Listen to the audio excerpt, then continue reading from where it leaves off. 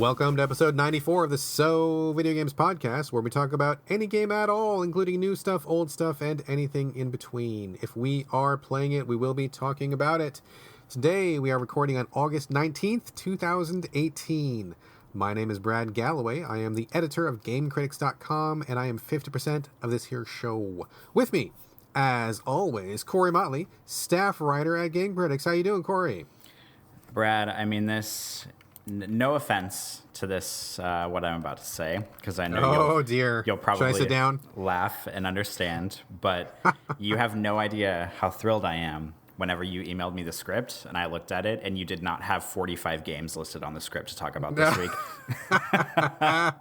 I promised my wife that I would not record for as long as we did last time, and I know that you went through hell editing that podcast. So for your sake and for my wife's sake and for the sake of my relationship and for the sake of our listeners, I cut it back. I had other games I could have talked about, but we're gonna table those for now. But I hear you.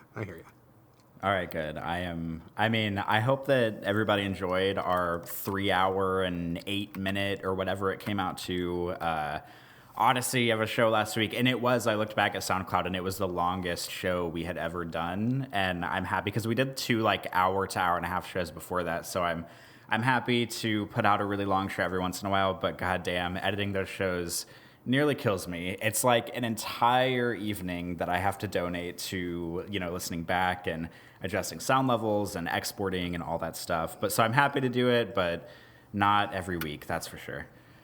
I hear you, man. I hear. That's just like a once in a while thing. We're not going to do that every time.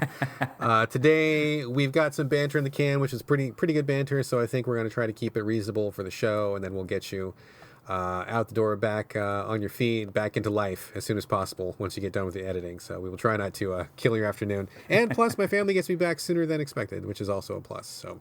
Yay. All right, let's quit wasting time and get on with the show. Also, before we unroll our topics today, just a quick reminder that if you are the kind of listener who enjoys our non-games rambling and various misadventures, as I mentioned earlier, we do have a banter segment which will be present after the ending music of the show.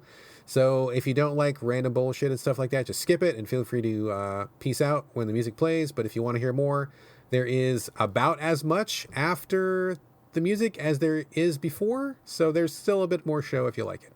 Anyway, enough of that. Let's get to what you came for, what I hope you came for, the games chat. Corey, this week, Red Faction Guerilla. Now, we talked about this a little bit last time. I assume by now you've probably beaten the game and completed it? I actually just finished it last night, so it was good timing. All right, so how about a quick recap of the game, and then tell us all about Red Faction Guerilla, or RFG to its friends.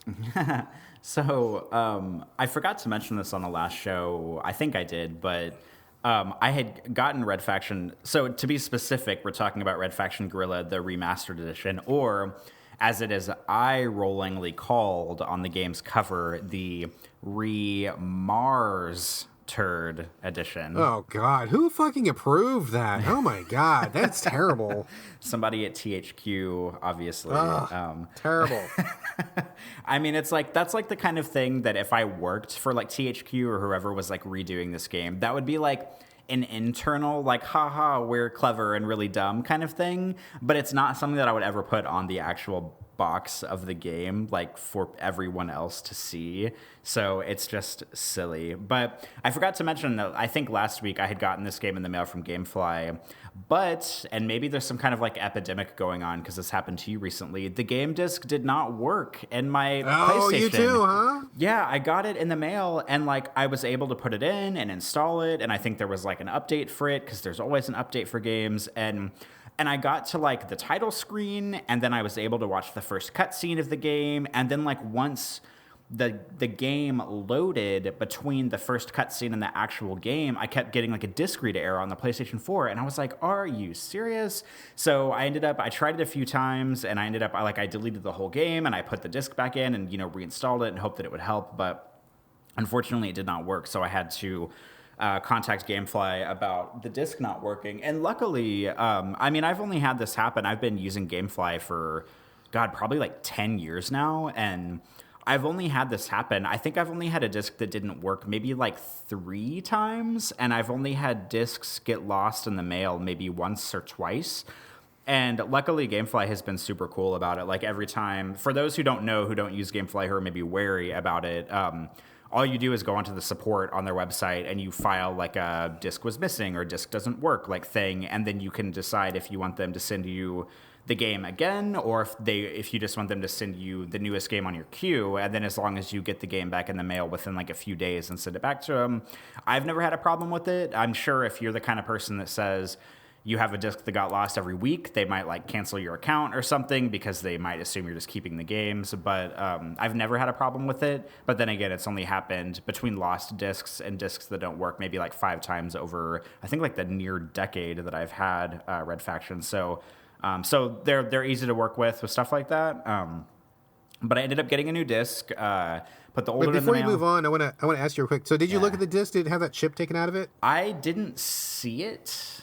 The disc looked okay to me. I couldn't find anything out of the ordinary, so I'm not sure what was going on. Oh, okay. I just bring that up for people that missed last episode. Sometimes when I get, I notice often that GameFly discs have a very particular chip taken out of the edge, and I think it must be their like packaging machine or something. So I suspect sometimes that's what it is. But if you didn't have the chip, I guess maybe just random scratch or something. Who knows? Anyway, sorry. Go ahead. I might have also just not been looking hard enough because I was maybe not have been paying that much of attention. Although I did wipe the disc off about 1 million times with a lint-free cloth, But anyway, Red Faction Guerilla was a game by Volition and THQ in the actually I probably shouldn't call it long-running Red Faction series. It was the third one in the series. The first one debuted on PlayStation 2. I think it was a launch title. Actually, just talked about the first Red Faction about a month ago or so on the show because I played it on PS4. It's available on PS4. Red Faction 2, also available on PS4.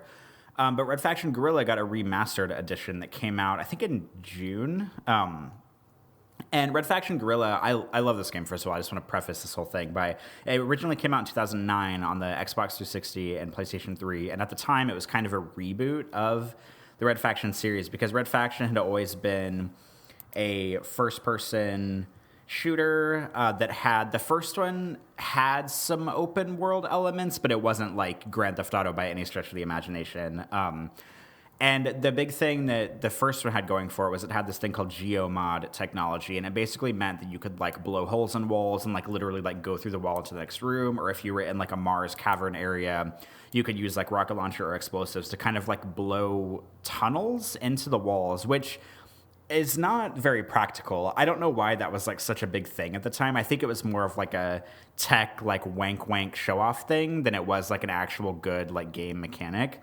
And then the second one, they tuned it a little bit better. It was also a first-person shooter, but the second one was more just about blowing holes in walls. Like if you were in a building and you needed to get to another room, you could just like blow a hole through the wall if the door was locked or something like that. So that was a little bit more tuned. It wasn't about like, you know, excavating into the middle of the earth for no reason at all. But the third one, Red Faction Guerilla, it was third person instead of first person, and it was actually an open world game. So it has a very similar mission structure to basically any open world game you've played. You have different areas of Mars that you have to like liberate. So you have to do like a certain number of side missions. It has a very similar layout to Saints Row, which is same publisher, I think, at the time, and maybe same developer, Volition, I want to say.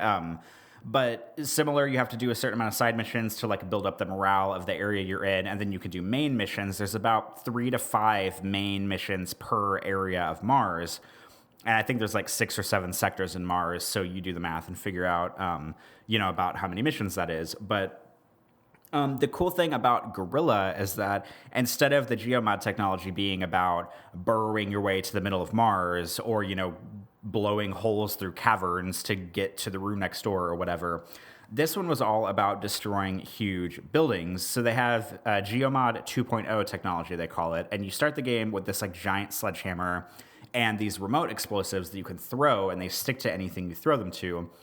And a lot of the missions in the game are about basically like blowing up buildings, which might sound really basic, but the technology in the game is actually really impressive because you can like use your amazing like Thor hammer to like, bash the foundations off these buildings, and then once you get the buildings blown up enough, they just come crashing down in front of you, and you use the salvage from the buildings as sort of like a currency to upgrade things in the game, so you can get like you can upgrade so that you can plant more explosives, to plant like 5 instead of 3, and then have all 5 blow up at once. You get better weapons, better armor, all that kind of stuff.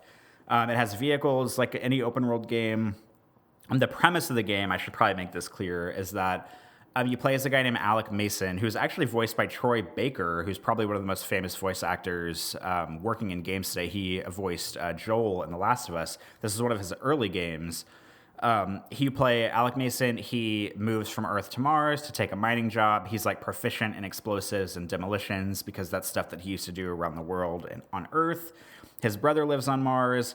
It's very similar to the first game. You get there to kind of live off world, make some money, and do some work that you're good at. But what you don't realize is that when you get to Mars, the EDF, I think is the Earth Defense Force, they are basically all the miners are like really oppressed on Mars. You get there, you think you're flying away to this like cool job that's off world, but you get there and really it's like a military state where all these rich people are like calling the shots from the boardrooms, and then they have this militarized police force that's sort of like oppressing all of the workers. And Alec's brother, who he goes there to see and work with, dies in like the first mission and like an EDF raid. And so Alec Mason promises revenge to get back at the EDF and everything, and then blow all their shit up. And the story is kind of paper thin, but it's actually kind of interesting playing it in 2018 versus 2009, because I feel like, back then it maybe wasn't as interesting, or maybe I'm just a little bit older now and I understand it now, because like I could sure understand why people would want to go blow up government buildings right now in the current political state in 2018, but maybe not in 2009 whenever I was playing it then.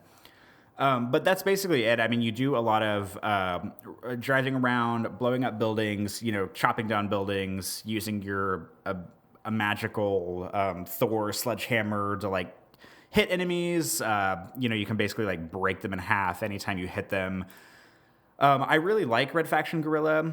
It's paced pretty well. The thing that I think is the most fascinating about it, which is maybe like a silly thing other than the geomod technology, is that every district of Mars that you're liberating, there's a district called Parker, there's one called Eos, there's one called Dust, there's the Badlands. They all have a very distinct color palette swap, which I think is maybe an uninteresting thing to bring up, but I also think it's one of the most fascinating things about the game. Whenever you start in the zone called Parker, that's where the game begins. It looks exactly how you think Mars would look from like every movie and game you've played. It's really red, it's really dusty, it's kind of industrial, kind of gross, but just like very overwhelmingly red. But then you cross over into another area, and as soon as you like cross the border into whatever area you're going into, the whole palette will change into like maybe like a brown. I know red and brown probably don't sound great, but it's like more of like a muted, more brown, like more foggy area. And then like the Badlands has its own sort of like desert looking area, and there's like more hills. And as you work your way up, whenever you get to Eos, is the last area you go to. Eos is kind of like a snowy almost, like it's kind of like a snowy mountain area. It's more blue, it's more neutral, it's more cool toned. And as you work your way up through the districts, like you can tell that you're kind of working your way up through the class system too, because in Eos, like the cars are cool. They're like really sleek looking.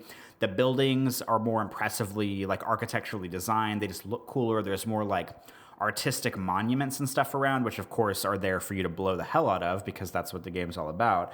But it's just like the artistry and class level as you move through sort of like the economic planes just like get better and more interesting, which I think is kind of a fascinating thing, because you can tell you're like moving your way up through like the lower class miners up into, like the high society, like bigwigs who sit at their conference rooms all day, who are rich, who are basically telling the EDF to go kill all the miners and stuff.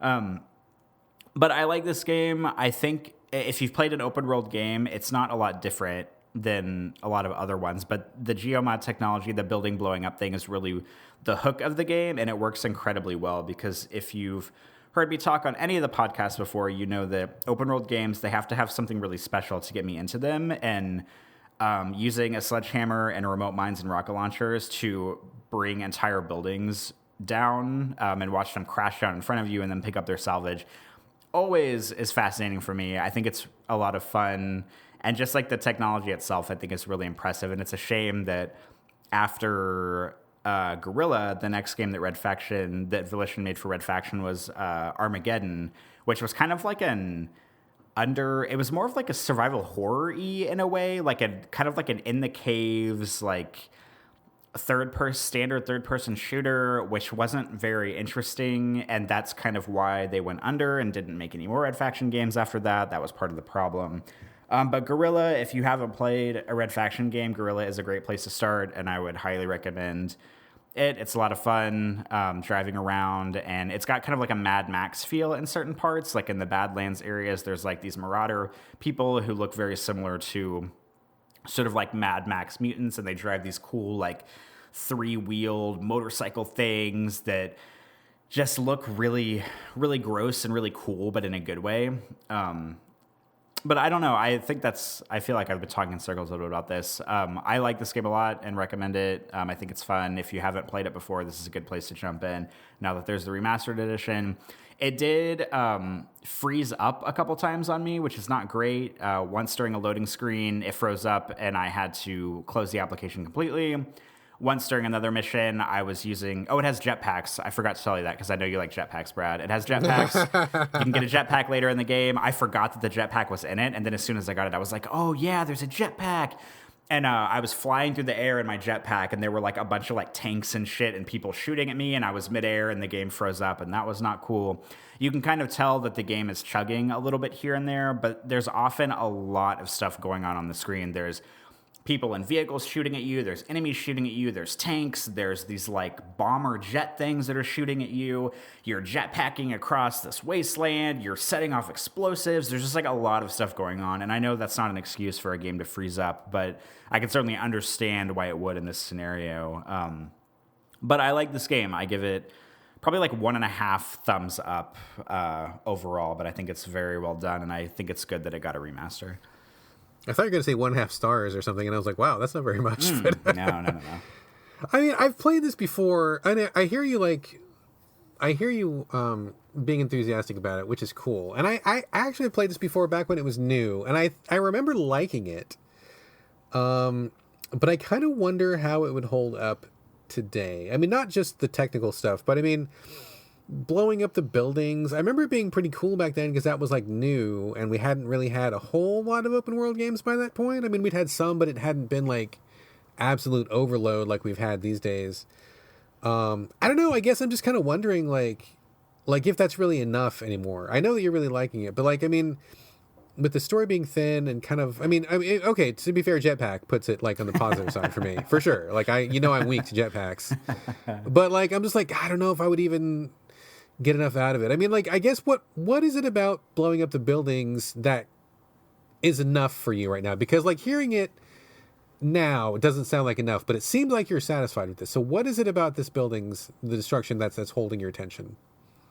I think maybe the fact that I haven't played any other games that have this kind of technology before, or maybe I have and I'm just forgetting, but there's just something really satisfying about going to get mission orders and having them be like, oh, Mason, there's a conference building, or there's a power plant over here on the side of the map, and you need to blow that motherfucker up. And then they don't say that in the game, but then you like jump in your cool like Mars like rover buggy, and you drive over there, and then you like walk around the building, figure out exactly how you want to blow it up, because you can do that like anyway. Like if you have the rocket launcher, you can just launch rockets at it. There's like a upgraded rocket launcher that has these like giant ass explosions that you can shoot at it.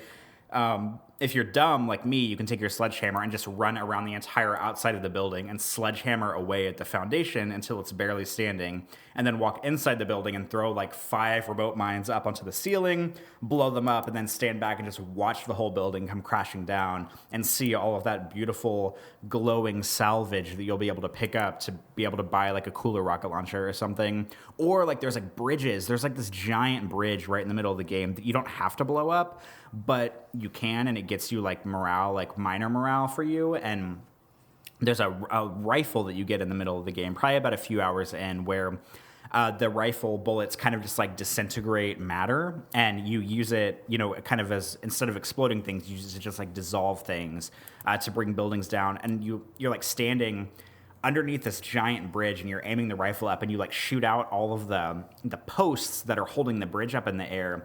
And then once you hit that last one, and you just watch that bridge crumble and just come crashing down into the valley underneath it, it's just so satisfying.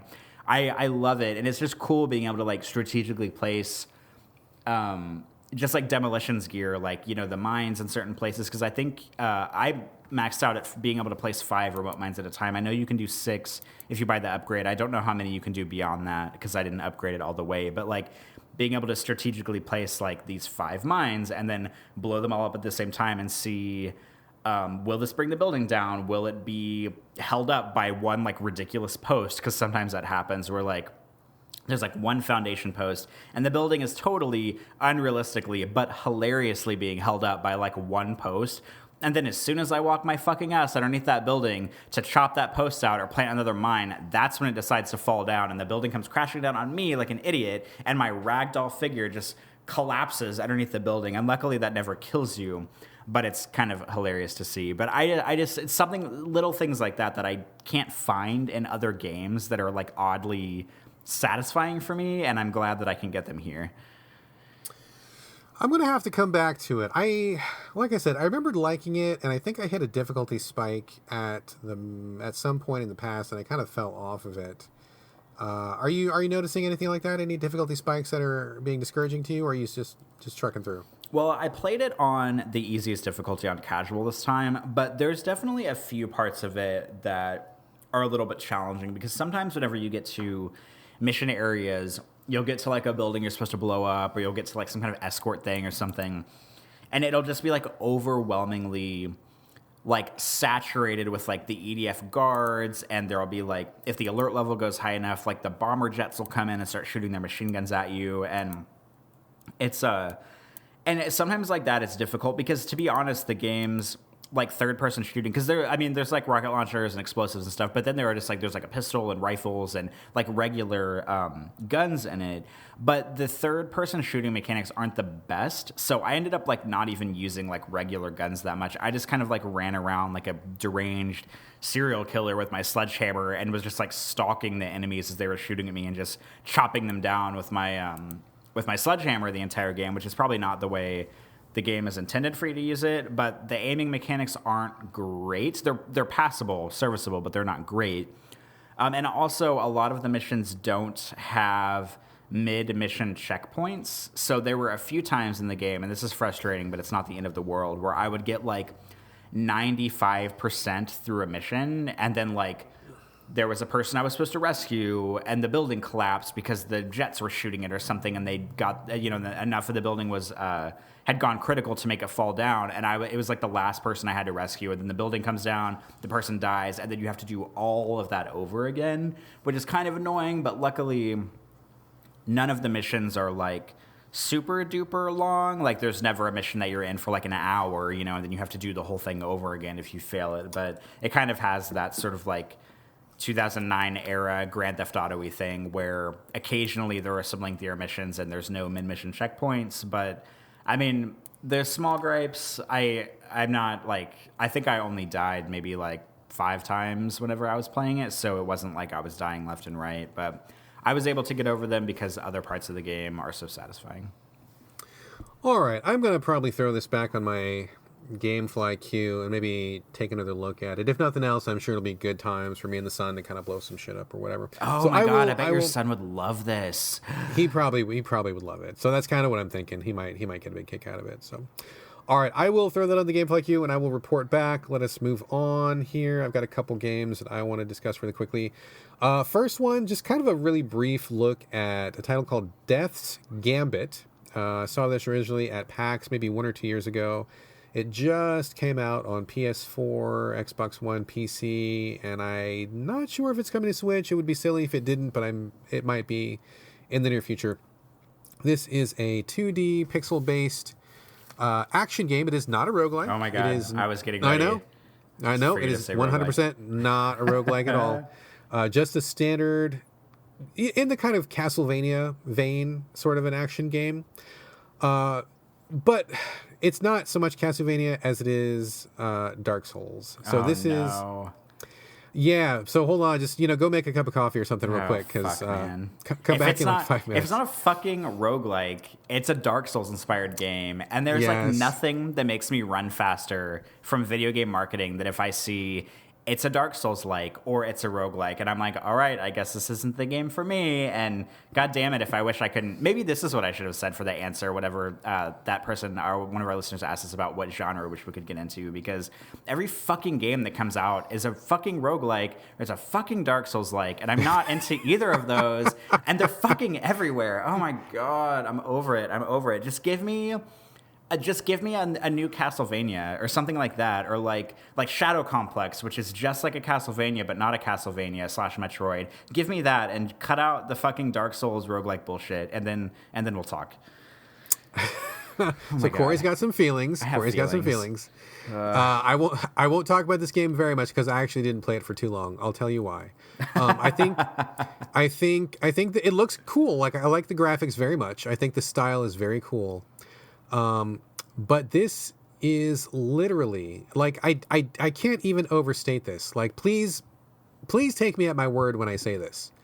This game is Dark Souls in 2D. Like, it is literally the same systems, the same mechanics, the same themes.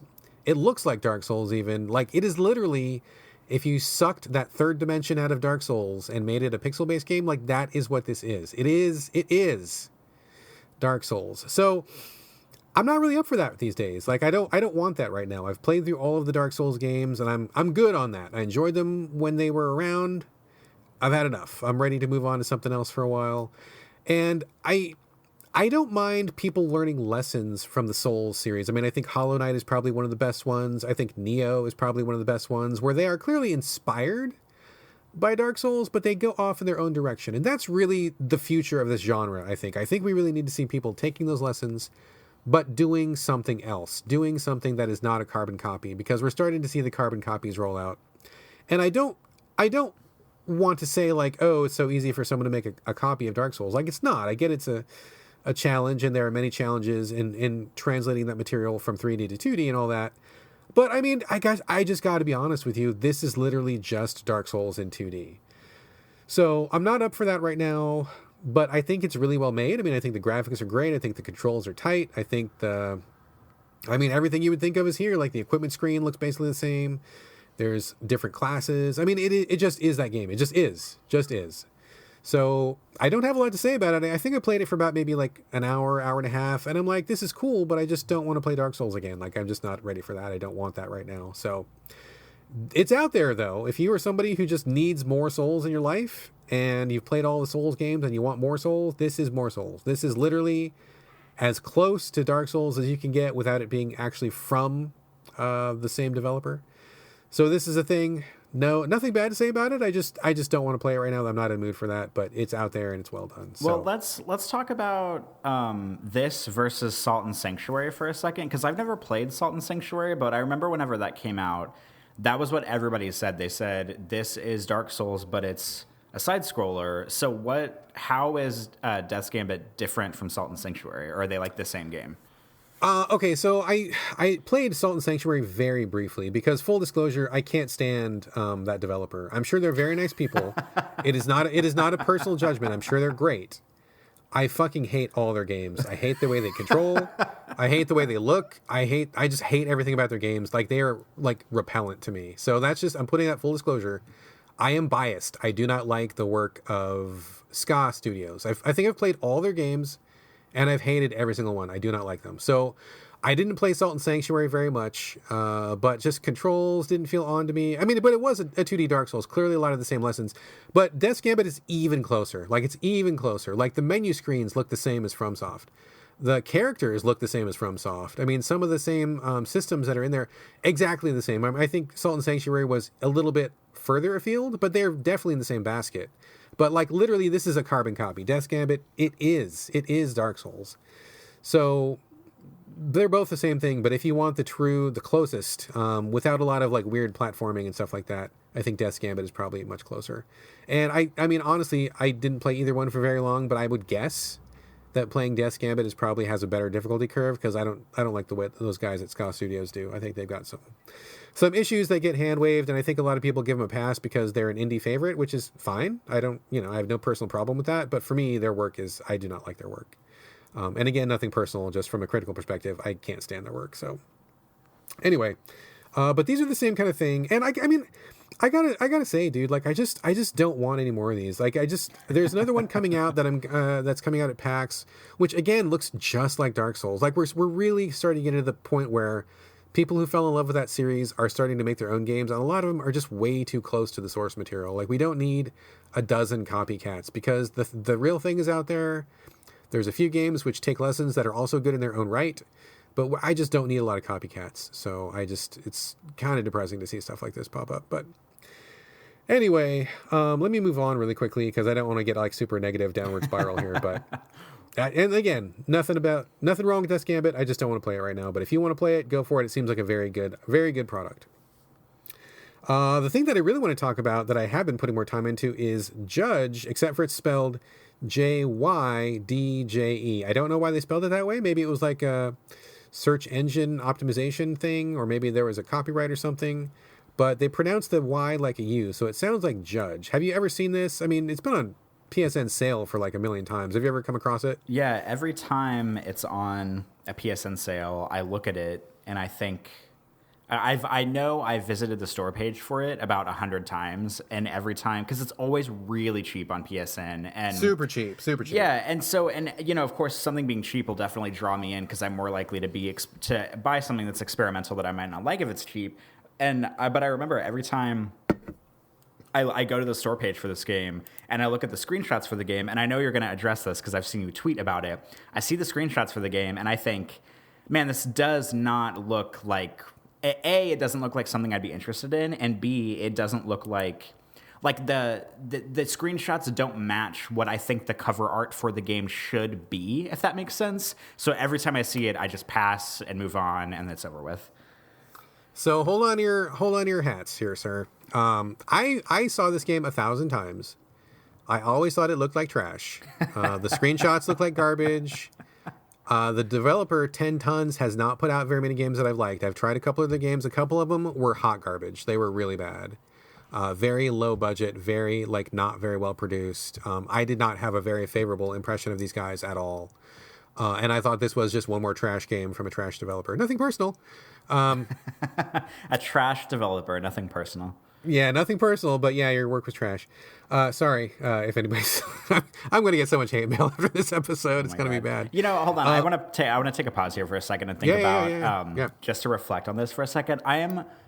because, okay, you and I, we record every week. You're sitting in your living room. I'm sitting in my computer room /office /photo studio / whatever the fuck else I want it to be.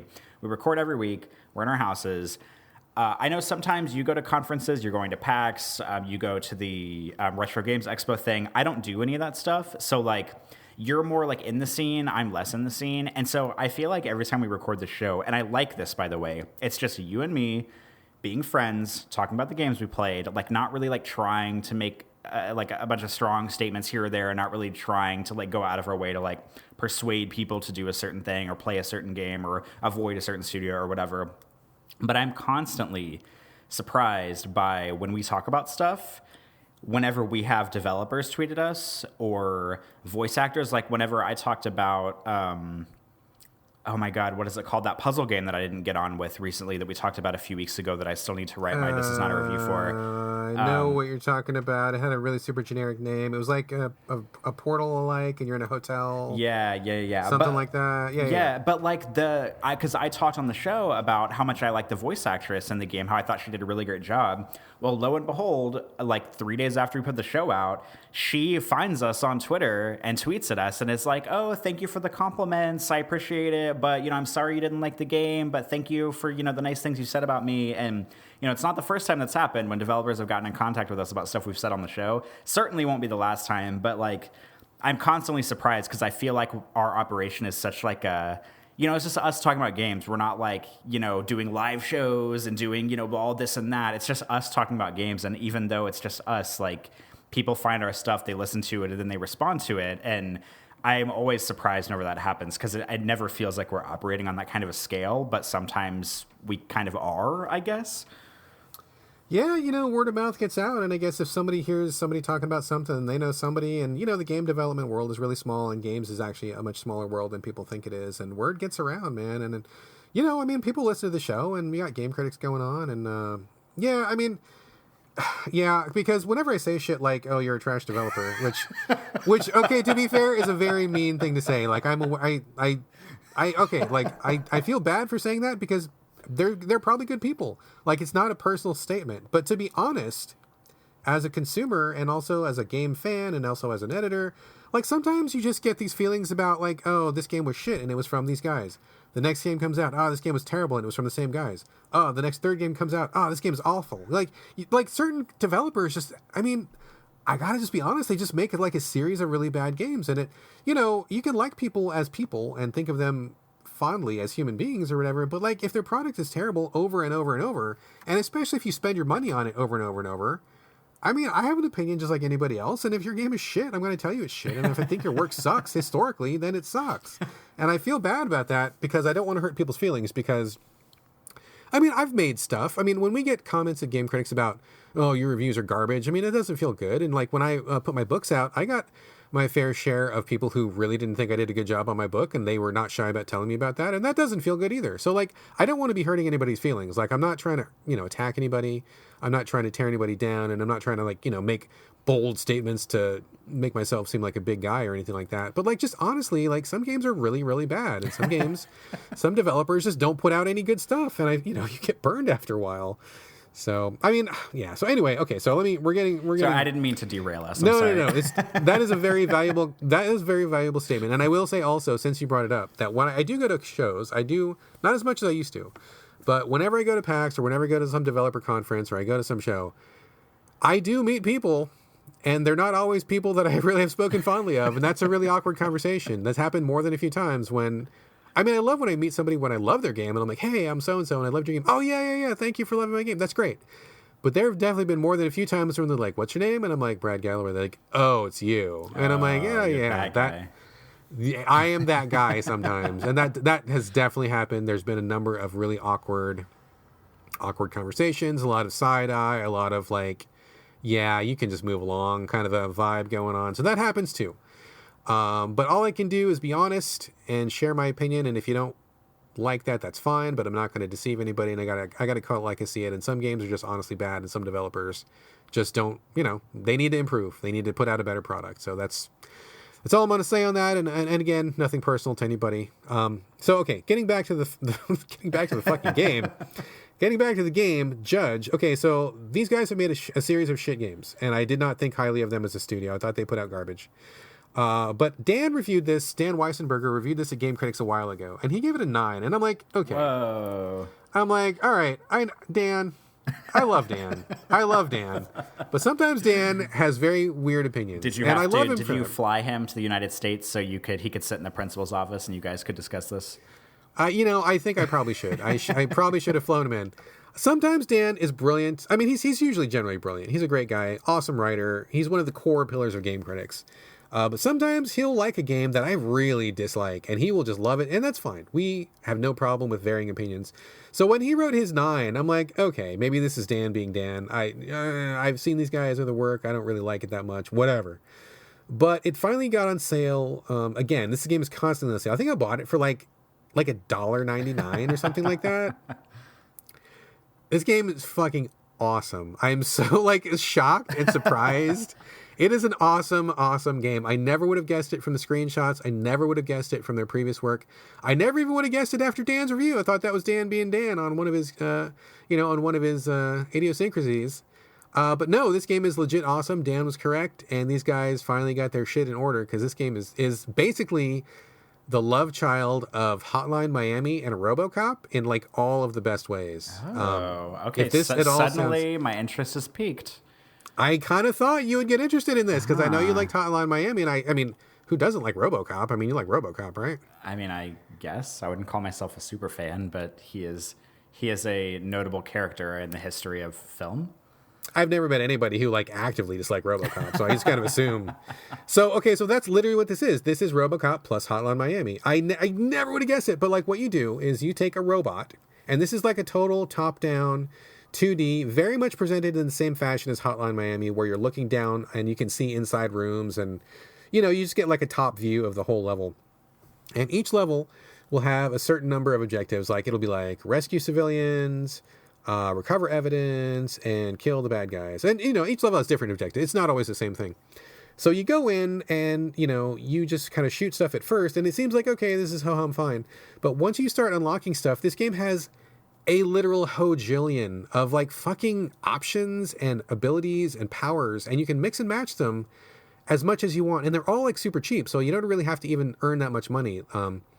You just buy like, okay, like I have regular bullets. Well, I don't want regular bullets. I want shotgun bullets. Well, I don't want those. I want plasma bullets. Well, I want electric bullets. Well, I want armor piercing bullets. Like all those bullets are in there, and you can like upgrade them all. And it's like, oh, okay, well, I want to be more assault, so I can get like more body armor, or I want to be stealth, so you can buy like a stealth unit, or you're like, I want some backup, so you can buy a drone to go with you, or you can want to crash through walls, you can get like a wall breaking unit, so you can just like walk through walls, or you want like there's like 10,000 fucking options to change, like significantly change how you play.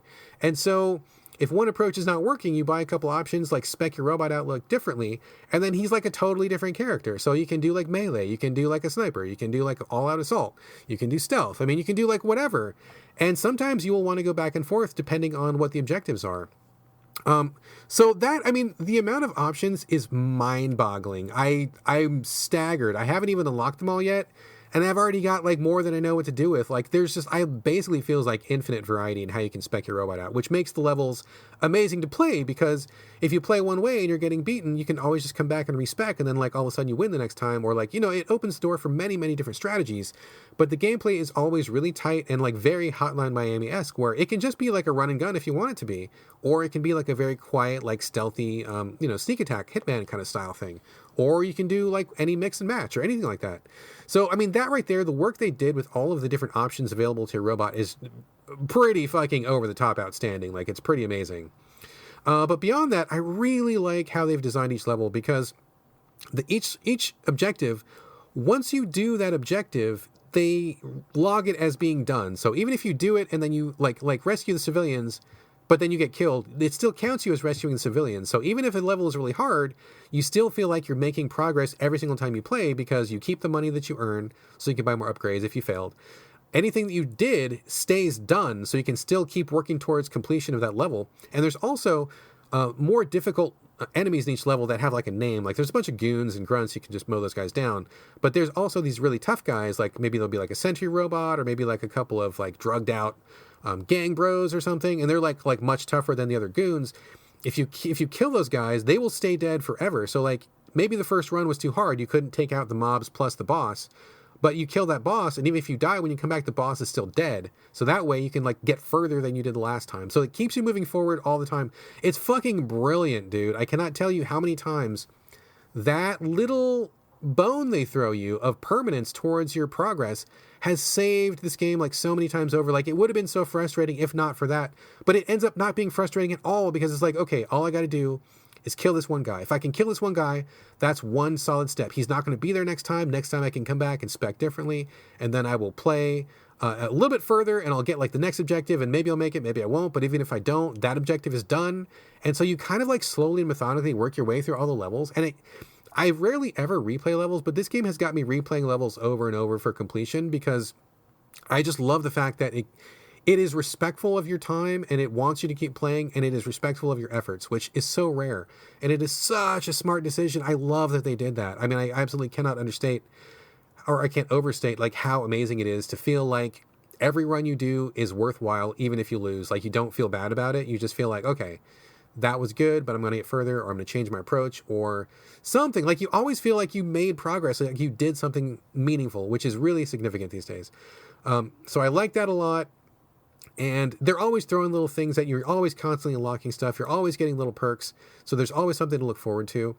And I dig the fuck out of this game, dude. Like these guys, I don't know what happened. Like I honestly thought their previous games were garbage, but this one is brilliant. It controls great. It's got a great system. It's got great design.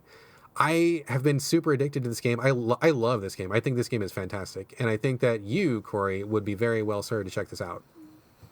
I cannot believe you are successfully selling me on a game that I have looked at like 10 times on the PSN and passed on every single time because I thought it looked stupid. And everything that you're saying about this game sounds really good to me. Like all the best aspects of say Hotline Miami or even like Ruiner, because I know I got along with Ruiner really well and you didn't like it, but it's making me think of Ruiner because there's like a good amount of customization in that game too, as far as like the special abilities you can do, but also the fact that it seems slightly roguelike-ish, but you don't lose progress because of the boss killing thing, all the customization options, the fact that you can play it stealthy or you can be like run and gun. I mean, you are really speaking all the right things to me right now, and I am just as surprised as anyone about these developments that this sounds like something that I would be into. You got to check it out, man. You can get it for like $2 or something. If it's on Switch, which we may be talking about in a minute, it might be a really good place for Switch. But anywhere you play it, I think is great. And it just has to be really, really underlined. No matter what you do, like, you don't get penalized. Like, you don't lose anything you've unlocked. You don't lose money you've earned. You don't progress you've made isn't erased. And that is just so amazing. Like, it is such a blessing. Kind of like, I mean, I've played so many games where you get sent back to a checkpoint, got to do the thing over, get sent back, or, sent back to the beginning of a level, got to do the thing over. It kind of wears on you after a while, especially if you have limited time or not a lot of, not many opportunities to play. And just to play something like this where it's like, yeah, man, we want you to play this game. This game is probably going to be hard in spots, but you know what? We're not going to smack you down. Like, we're going to give you a chance. We're going to let you keep going. I fucking appreciate that so much. Like, I just can't even understate, I keep saying the wrong thing. Sorry. I can't overstate how amazing that is. So great design, great content, great, like, service to the player, like, great respect of your time. Like, I legitimately love this game. I think it is so good. You should check this out. I know you liked Hotline Miami. I know you liked Ruiner. I would say this is better than both of them, honestly. I think just that feeling of like being in control, having options, being able to approach a situation, trying new things, and never getting punished for it is great. I don't think games need to punish people, and this is one perfect example of where you can have a very challenging, very difficult at times game that does not feel like an atrocious trial. It's wonderful to play this. You have sold me on this. All right. That's one I've sold you on. Take your $2. I think it'll be well spent, man. Check this game out and get back to me. I want to hear your full report. I would be very surprised if you didn't think this was a worthwhile play. Well, I mean, after all, I am looking for some first games to purchase. Oh, let's just do it. Let's just rip the Band-Aid off. Okay, so folks, I got spoiled on this through Twitter, but Corey has a gigantic announcement to make, and it's going to be our next topic. Corey has taken the plunge, and he is now a proud owner of a Nintendo Switch. Hooray! It's true. I know I've said it 100 times on the show recently, but last time I was like, Brad, I think I'm getting serious about this. I think I'm going to go pick one up, and sure enough, on Friday after work, the stupid thing, this is kind of an inside, but the stupid thing is I thought all week that Friday was payday, and like I didn't need it to be payday for me to afford a Switch. Like I was fine buying one without it being payday, but like that would have helped because it would have been like, some more money in my account and I would have felt a little better about buying it. And I think it was on like Wednesday or Thursday, I checked my bank account online just to see, how things were going. Make sure I wasn't like negative $100 in my checking account. And yeah, check that first. I've been there. Yeah. So sure enough, payday was next Friday. So somehow I got my pay Fridays mixed up because I get paid bi-weekly at the job I work. And so that was kind of a bummer, but I was like, you know what, whatever, I don't care. Like because I had birthday cash. I talked about it on the last show. I had birthday cash, gift cards, all this stuff. It's like, whatever, I'm just going to go buy a Switch. So my next official show topic is the fact that I bought a Switch and to talk about my first experiences with it, which is funny to me because buying a new console, at least for me, whenever you're an adult, is much different than whenever you're a child because I am 30. I just turned 30, so I can kind of consider this a late birthday present to myself because I did use some birthday money for it. Went to Target, looked at games, looked at the Switch, looked at the accessories, and I decided, okay, I'm just going to buy the Switch. I'm not going to buy anything else. Let's take it home, get it warmed up, figure out what games I want to buy later, figure out if I want to get a memory card later and all this stuff. So I buy the Switch, I bring it home, I take it out of the box, I plug it into the TV, I plug the stand in, or I plug it into the Switch per the directions on the box. I do the whole setup thing, I turn it on, I put in my Wi-Fi password to get it connected, I set up my profile, which I already had a Nintendo account, which I forgot that I had from the Wii U, I guess, but luckily I was able to log into it, and everything was there, and it was all good.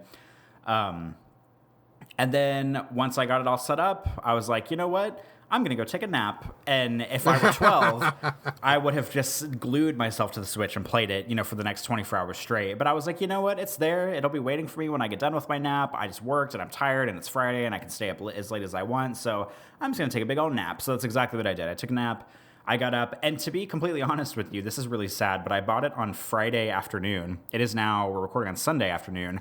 I really haven't even played it that much, which is kind of sad because I'm trying really hard to decide what big first game I want to buy on it, because we've talked about it before, but I'm not I'm not a big Nintendo fan, and I know you aren't really either. So somebody asked me on Twitter, they're like, oh, did you buy Zelda yet? And I'm like, well, no, because I don't really care about Zelda. And I already have Zelda on the Wii U. Patrick bought Breath of the Wild on Wii U. So if I really wanted to play it, I could play it there.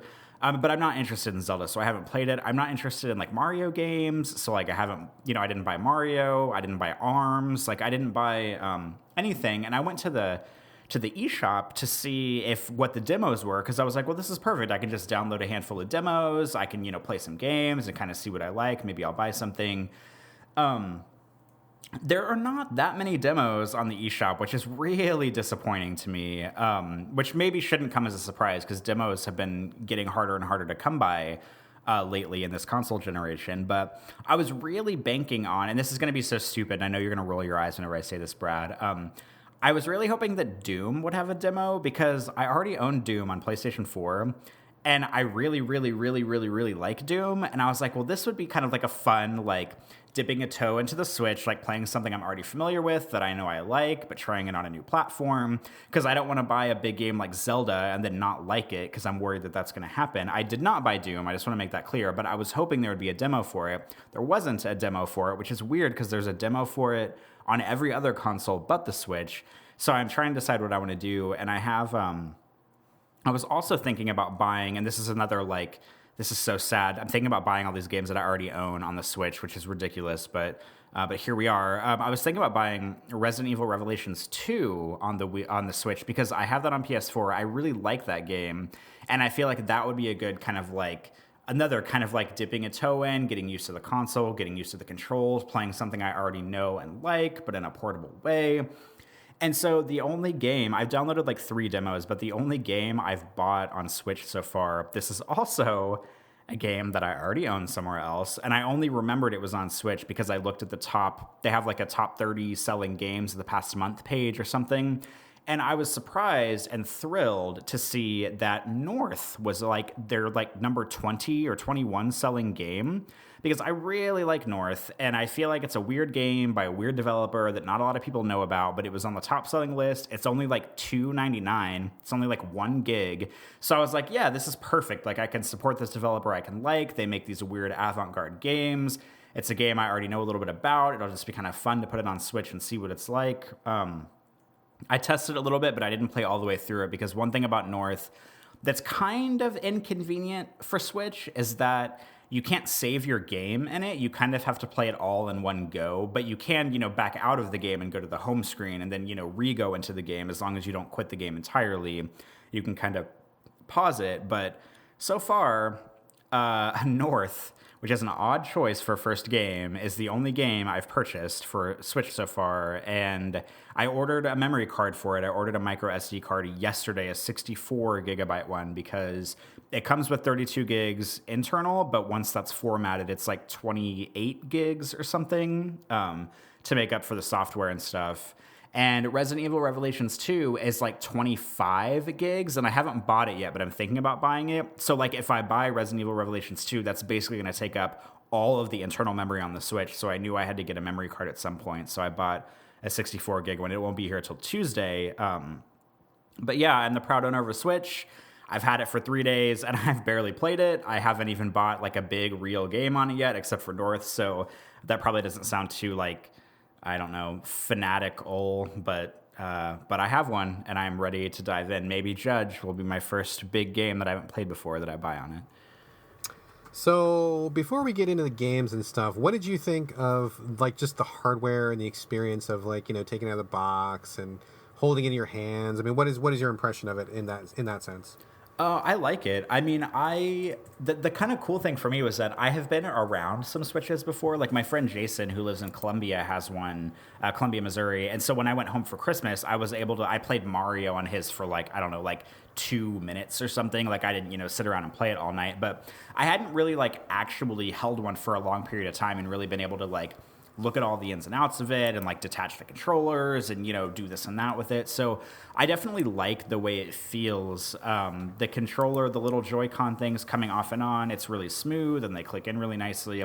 I haven't used it. I have the stand set up with my TV, but I haven't actually used it on my TV yet. I also have not used the little like controller thing that comes with you could plug the Joy-Cons into to make it like a traditional controller.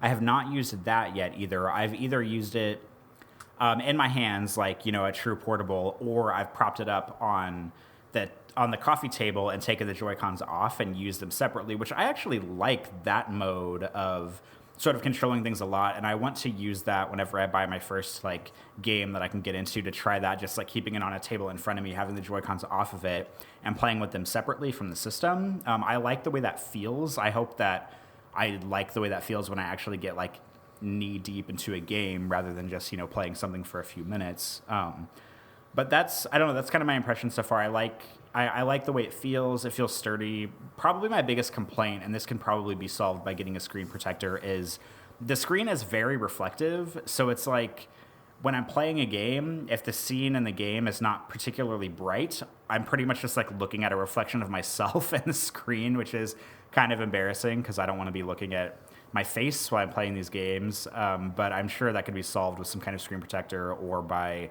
playing it, tilting it in a way where it's not reflecting on me by a window or something. But that's like my weirdest complaint so far, and it's not even that big of a complaint, but so far so good.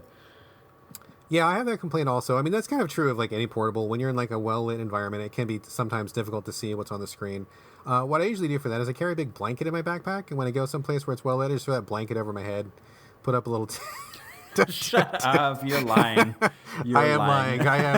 I have done that, but I don't just bust it anywhere.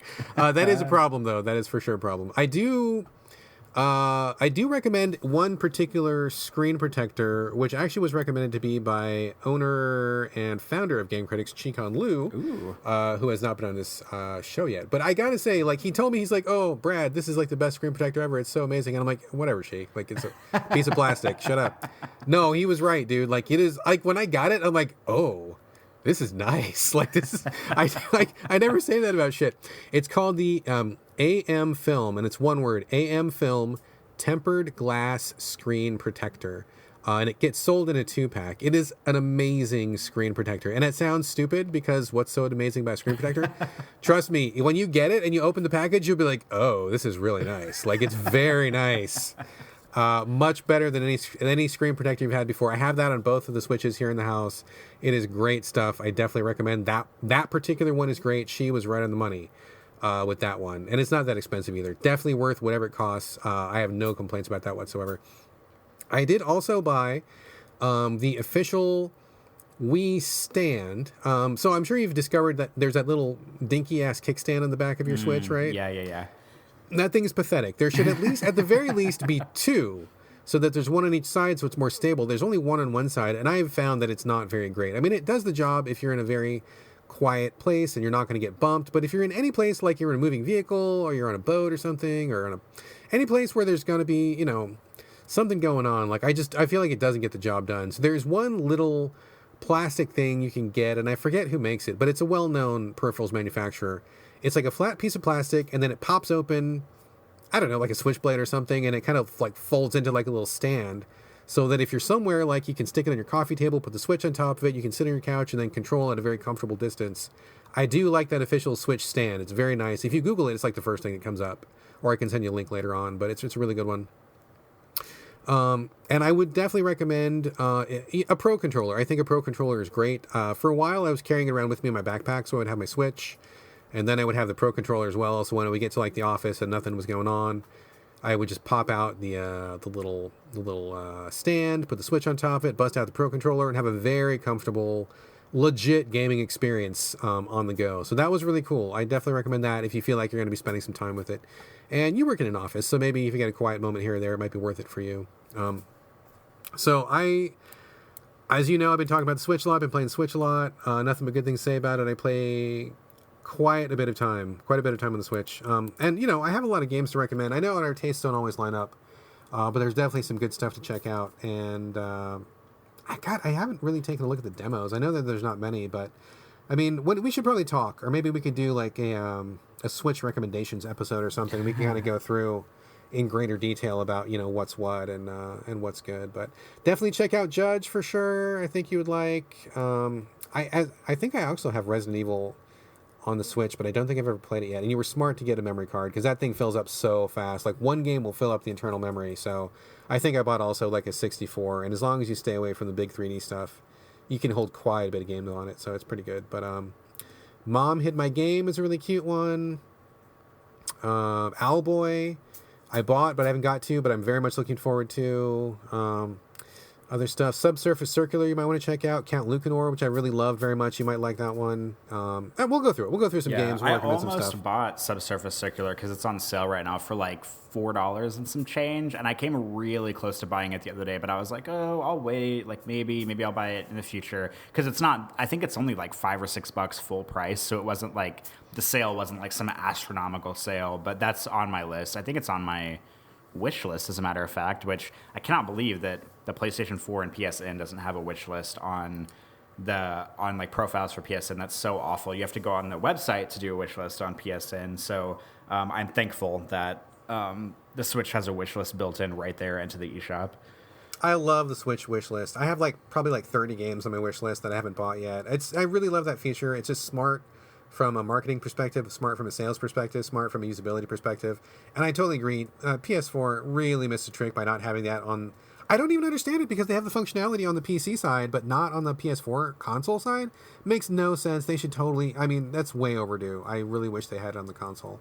But yeah, it's good. So I'm really loving the hardware. I'm glad that you were finally aboard the Switch train. I'm sure we will be talking about many Switch games in the near future because I know you like some indie stuff. I know you like some stuff that's offbeat. I kind of, lean that same way. And Switch is really where it's at these days. So I think we're going to be talking about it a lot in the near future.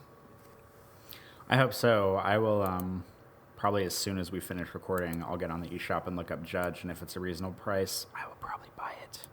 You should do it, man. That game is a good-ass game. That is a good-ass game. I dig that game. All right, let's move on, and then I think we're probably pretty close to wrapping the show up. I have one more game to talk about really quickly. A couple of shows ago when we were doing the AMA show, people were asking what was a mechanic that we don't see often that I really like, and I said taking parts from other people and using it for yourself, right? Yes. So, literally, the week after I said that on the show, I found a game with that exact mechanic popping up, and I'm like, oh man, so I gotta pick this up. It's called TerraTech, TerraTech. It's all one word. It looks, I don't know, kind of Minecrafty vaguely, but you basically have a bunch of vehicle parts that you put together, and then you go off in this world, kind of an open world, where you mine for materials, you fight other vehicles. And when you destroy those vehicles, you can take their parts and add them to your own vehicle. So you kind of slowly get bigger. And, if somebody's got a couple wheels that you don't have, you put them on and use them however you see fit. Somebody's got a couple guns, you stick those on your vehicle and drive around. And hopefully that'll make you a better vehicle. I really like this game a lot. There's definitely problems with it, but I like the concept. Building vehicles is fun. And they have really nailed how easy it is to put vehicles together. Everything is broken down into component parts. And everything kind of snaps to grid. So when you've got your chassis, you want to stick a gun on it. You just pick up the gun with your stick, move it over to the rough approximate area where you want to stick it on, and the game knows where you want to put it. So it kind of snaps it to, and if you like, you can rotate it or move it somewhere else. But it's very easy to put it together. It's not a problem at all. Very good interface for that. Lots of different parts, which I think is really cool. You can have a standard little gray, service vehicle. You can have a giant orange construction vehicle. You can have stuff that flies. You can have helicopters. You can make UFOs. You can make all sorts of stuff. There is a creative mode which has everything unlocked, and you can have enemies or no enemies. So if you want just a really peaceful, chill experience, you can turn on creative and turn off enemies, and you'll have infinite blocks and just can build to your heart's content, which is really fun. My son has been enjoying that mode quite a bit. I like to have a little bit more purpose in my games, and so I'm doing the survival, where you get dropped down, you start with the most basic vehicle possible, and you have to work your way up based on what you can kill and based on what you can find, which is pretty cool. I kind of like that, and I like the feeling of progression, and I like the feeling of slowly getting better. So started off with this really dinky little 4 basic wheels, a drill, and a gun, and then I'm slowly like working my way up to being like this giant, rolling fortress on 4 wheels and like a million cannons and stuff. So the progression is pretty cool. And I just like the feeling of building. It's got a very Lego-esque feeling to it, where you can get creative and make weird things, and it all just works. Like, it all just works really well. So they've been very thoughtful about the mechanics of like how it feels to put things together and how those things work when you're playing. So very, very positive in that aspect. There are a couple of problems with it, though, which kind of hold it back from being like a full-on recommendation. And most of this has to do with the survival mode. I've been in a couple situations where you'll meet some enemies, and it's kind of weird because I kind of feel like so far everything kind of devolves into the same basic design of like, you want to have a rolling platform and you want to put like as many guns on your front as possible, so that like when you meet somebody you can take them out ASAP. And so like you'll meet a bunch of vehicles that are kind of all along those similar lines.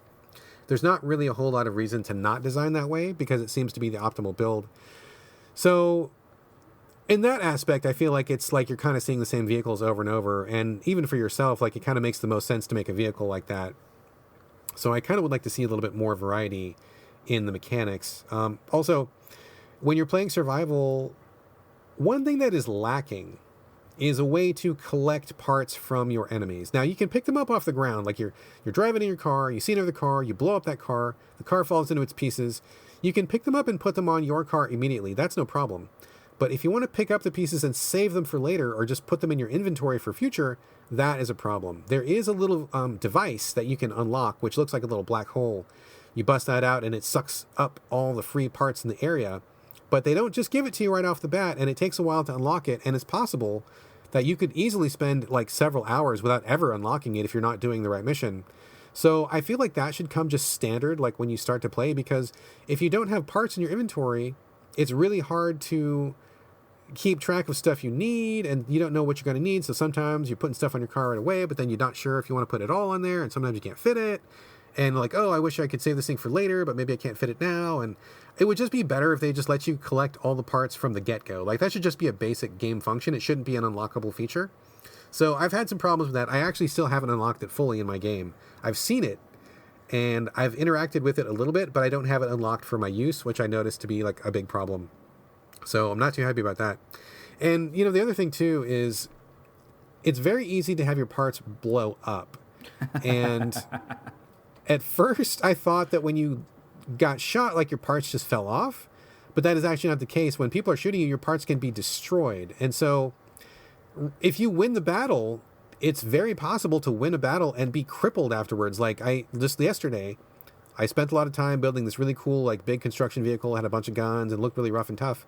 And it was, but I ran into somebody in the survival that was just bigger and rougher and tougher than I was, and I beat them, but they, like, destroyed my vehicle. Like, out of the 4 tires, 2 tires were gone, half of my guns were gone, my battery was gone, and some other stuff was gone, and, like, I literally could not replace it. So I was stranded out in the middle of nowhere with 2 wheels, and I couldn't roll back to base, and I didn't have anything... Yeah, I didn't have anything in my inventory that I could use because I don't have the parts vacuum collector thing.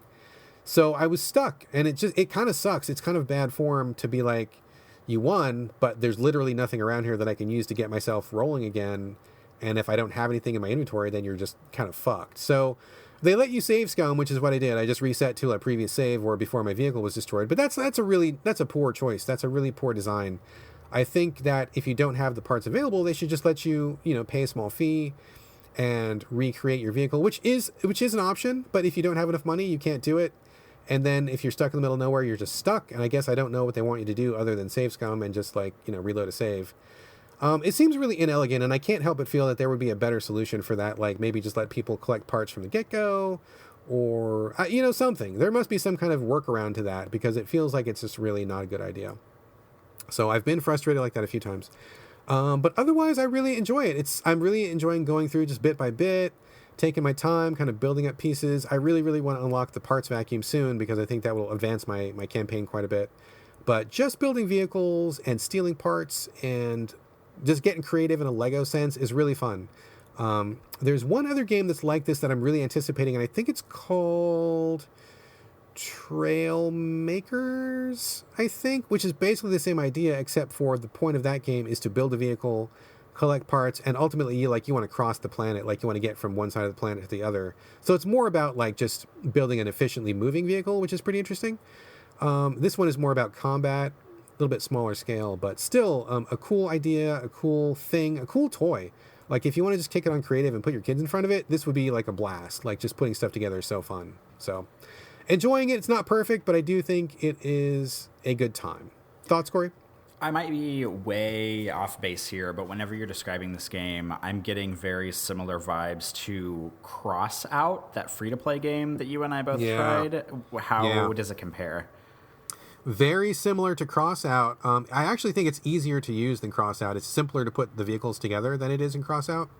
But you'll notice that like the same thing that was in Crossout where you want to have a front-loaded with guns kind of car, very true here as well. So you have some of the same design problems, which I'm not sure how you would approach that, but I'm not a game designer, so I guess it's not my problem. But yeah, very, very similar. Just less of a PvP focus in terms of you're not really playing with other people. You're kind of just you versus the environment. Although there is a PvP mode, but you can spend most of your time in just PvE mode. But yeah, same kind of thing. Get the parts, put your car together in the same sense. You know, you want to have a lot of guns and combat and basically the same thing, just smaller and easier to use and a little bit more player friendly. But yeah, very much along the same lines. All right, I'm good to know that I didn't have a, you know how usually I'm like, oh, this sounds like this game and that game mashed together. I don't have a second one, but Crossout was the closest thing I could think of. and to be fair, it was pretty close. So I think you were right on the money with that one. So, people check it out. If you got kids, I think it would be a great game for kids. Also keep your eye out for I think it's Trail Breakers, which is another one I'm really interested in for the same reasons. But still enjoying this one. I do want to finish it, but I gotta say, if I don't unlock this parts vacuum thing soon, I may quit because I'm getting kind of frustrated not being able to pick up parts, and I have been stranded without wheels one too many times, and I just get really frustrated about that. So we shall see. But I think that's it. Any final thoughts or questions or anything at all before we wrap up, Corey? I don't think so. All right, that brings us to the end of the show.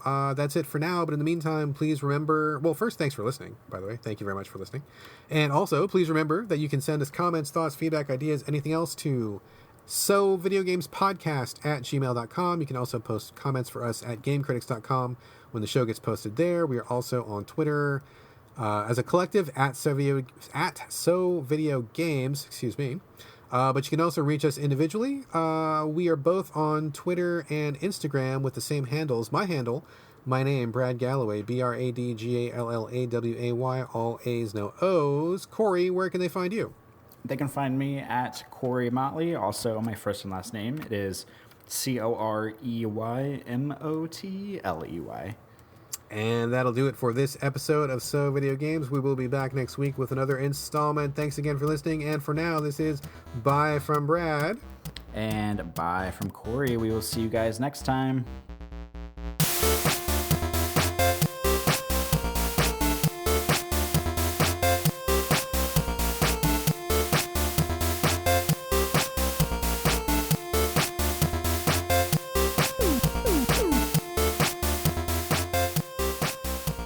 Excellent. Okay, so here we are doing banter. I have 3 separate and totally unconnected banter topics. What do you got? What do you got today? How many do you got? I literally only have like one thing. As usual, last night I was doing that thing where I'm like racking my brain trying to think of some stuff to talk about. But this week, like I kid you not, this week has been like the most boring week of my life. It was just like a very standard like, oh, let's get to work. Let's get through this week. Let's not do anything too exciting. I mean, I solved like I like smartly solved a thing at work that I was really proud of the other day, which is actually a summer project I've been working on all summer, obviously, because it's a summer project. But it's like something that's not really like talkable about on the show, because if I talked about it, it would be like really fucking boring, because it's about like analytics and reporting for housing incidents on campus, and it's like really stupid. But I solved it, and I feel good about that, but that's not my actual banter topic. But because I only have one and you have three, do you want to go first? We can kind of bounce back and forth a little bit. No, you go ahead, man. You already started. Let's do yours, and I'll roll mine out, and then we'll just move on with the show. Well, so that was like the 0.5 banter. That was good. What's your actual banter? Okay, my actual banter is that I have made a kind of responsible adult decision about something I want to do in the near future. Oh dear, getting bored. Okay, go ahead. No, I think this is good. This is better than me talking about housing incident reports at work. I decided that I want to seriously apply, or I don't even know what the right word for it is, but I want to try to publish a book of my photography, I guess is the easiest way to go about talking about this. And I decided that I want to, because I've been listening to, I've talked about this on the show before, I've been listening to another podcast. I've been cheating on our podcast with another podcast called The Emma Guns Show, and I've talked about this before. It's like a British lady. She does a lot of like health and beauty and lifestyle stuff and dieting and whatever. I don't listen to all of her shows. I just kind of pick and choose like which guests I think are interesting. And usually I'm not one to fall for like, oh, inspirational advice, because I'm just like, I'm too cynical for that kind of stuff, and usually I just roll my eyes whenever like really, really successful people go on podcasts and try to talk to people who like aren't successful about being successful. Maybe that's why I'm not successful, but I just like, I tend to roll my eyes at stuff like that. But she was talking to somebody the other day on her podcast and had made a really interesting, or I thought it was an interesting point about how and I can't even remember who this was about, because she was like talking to a woman, but the story was about a different woman who wasn't on the show. But she had said that I think it was like some kind of New Year's resolution or something for one of her friends was to not to try to succeed at a bunch of stuff, but to try to get rejected for a bunch of stuff, like maybe like work proposals or stuff she wanted to do or careers, because it's kind of sad. This kind of sounds sad now that I'm explaining it, but she's like, instead of setting her sights on maybe unrealistic, like I want to apply for all these things and then get granted all these things, she sort of set her sights more realistically, thinking, I want to get rejected for a bunch of stuff this year, because at the very least, that means that I'm putting myself out there and I'm trying to, I'm at least putting my foot in the right direction to try to like apply for things or try to pitch things. And then even if I get rejected, that means, hey, I was actually able to put myself out there in the first place. And that's sort of like the problem that I'm trying to get past, is like that initial barrier of, putting yourself out there. And I thought that was kind of a really interesting thing. So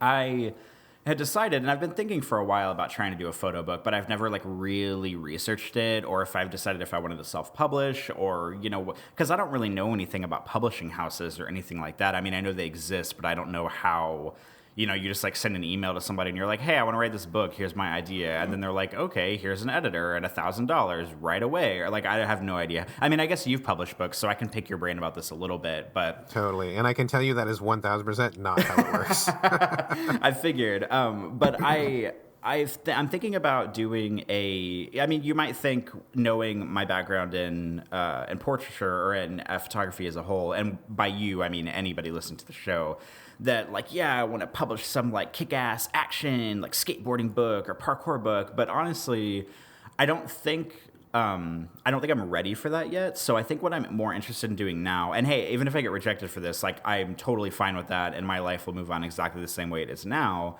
But I think it's more important for me to try and fail than not try at all, is I want to do just a portraiture book, a studio portraiture book.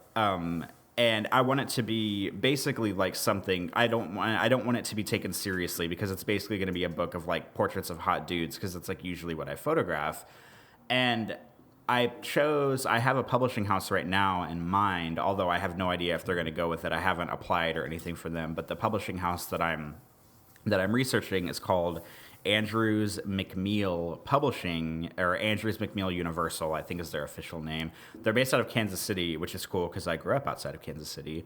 Not that has anything to do with anything, but the reason I'm looking them up is because they are the ones that published that series of books that were like hot guys with cats, hot guys with chicks, and it's like birds on their shoulders. So they have like a little series of books that are like these silly, like you find them in like Urban Outfitters, like on the table when you walk in, where it's just like a little like 40-page small little hardback book of like silly pictures of like hot dudes holding cats or hot dudes with dogs or like whatever. Like there's like 4 or 5 of them. And so I thought, okay, well, like maybe this is a good in for me because like I mean, obviously I don't have like the cat hook on my pictures. I mean, I could if I had photographed like every dude that comes in my house with one of my cats, but I haven't. But I thought, hey, maybe this is a good place to start. So I looked up their publishing info. I actually have it open in a tab on my computer right now about like you have to send them like a cover letter and you have to talk about like you and your background and your book idea and why you're the right person to write the book. And you have to send, I mean, this is for a book, like they don't have a submission guideline for a photo only book, but I'm sure it's roughly the same. They want you to send like, you know, an excerpt of the book, like a few chapters or something like that. They stress on the website that you don't have to send like the entire book to them because I'm sure that their hands are full and they don't want to like be reading, you know, an entire book that might be terrible every week to see if this person should get published or not. So that's basically something I'm going to do. I'm hoping in the next couple of weeks I can kind of get my shit together and maybe, you know, write sort of like a cover letter for them, maybe get some photos together and just send them like a drive link of folders and just say, hey, I'm interested in doing, you know, a studio portraiture book. You know, maybe here's what I want to call it. Here's why I think I'm the right person to do it. Here's why I think you're the right publisher for it because you've published books like this before and maybe it would be good to add to your portfolio as well as mine. And then just kind of see what happens. And if they say this idea sucks, we don't want to do it, then, you know, whatever. That means at least I put myself out there in the first place. And, you know, my life will proceed exactly as normal before. I will just have more experience accepting rejection from publishers, which I currently have 0 experience on that. So that's sort of like my next like adult goal right now is to try to get a book, a photography book published. But I haven't taken any steps beyond researching a single publishing house on how to do it yet. But I know like obviously me doing a photo book is different than you because you've written like actual books. But if you have any ideas or any input or any like insider info about how your like publishing thing came about, I'm definitely all ears, and maybe people listening would be interested to hear it too. Yeah, of course, man. Absolutely happy to always talk about that stuff. But I think you're a smart guy, and I think you've basically figured it out on your own because I was formerly in your own position before. Like, I was like, oh, I don't know jack shit about anything, but I want to write a book, and I want somebody to publish it, and that's what I'm going to do. And I did the exact same steps that you did, which I think are totally the right steps. Like, you look for people who are publishing the kind of material that you want to put out.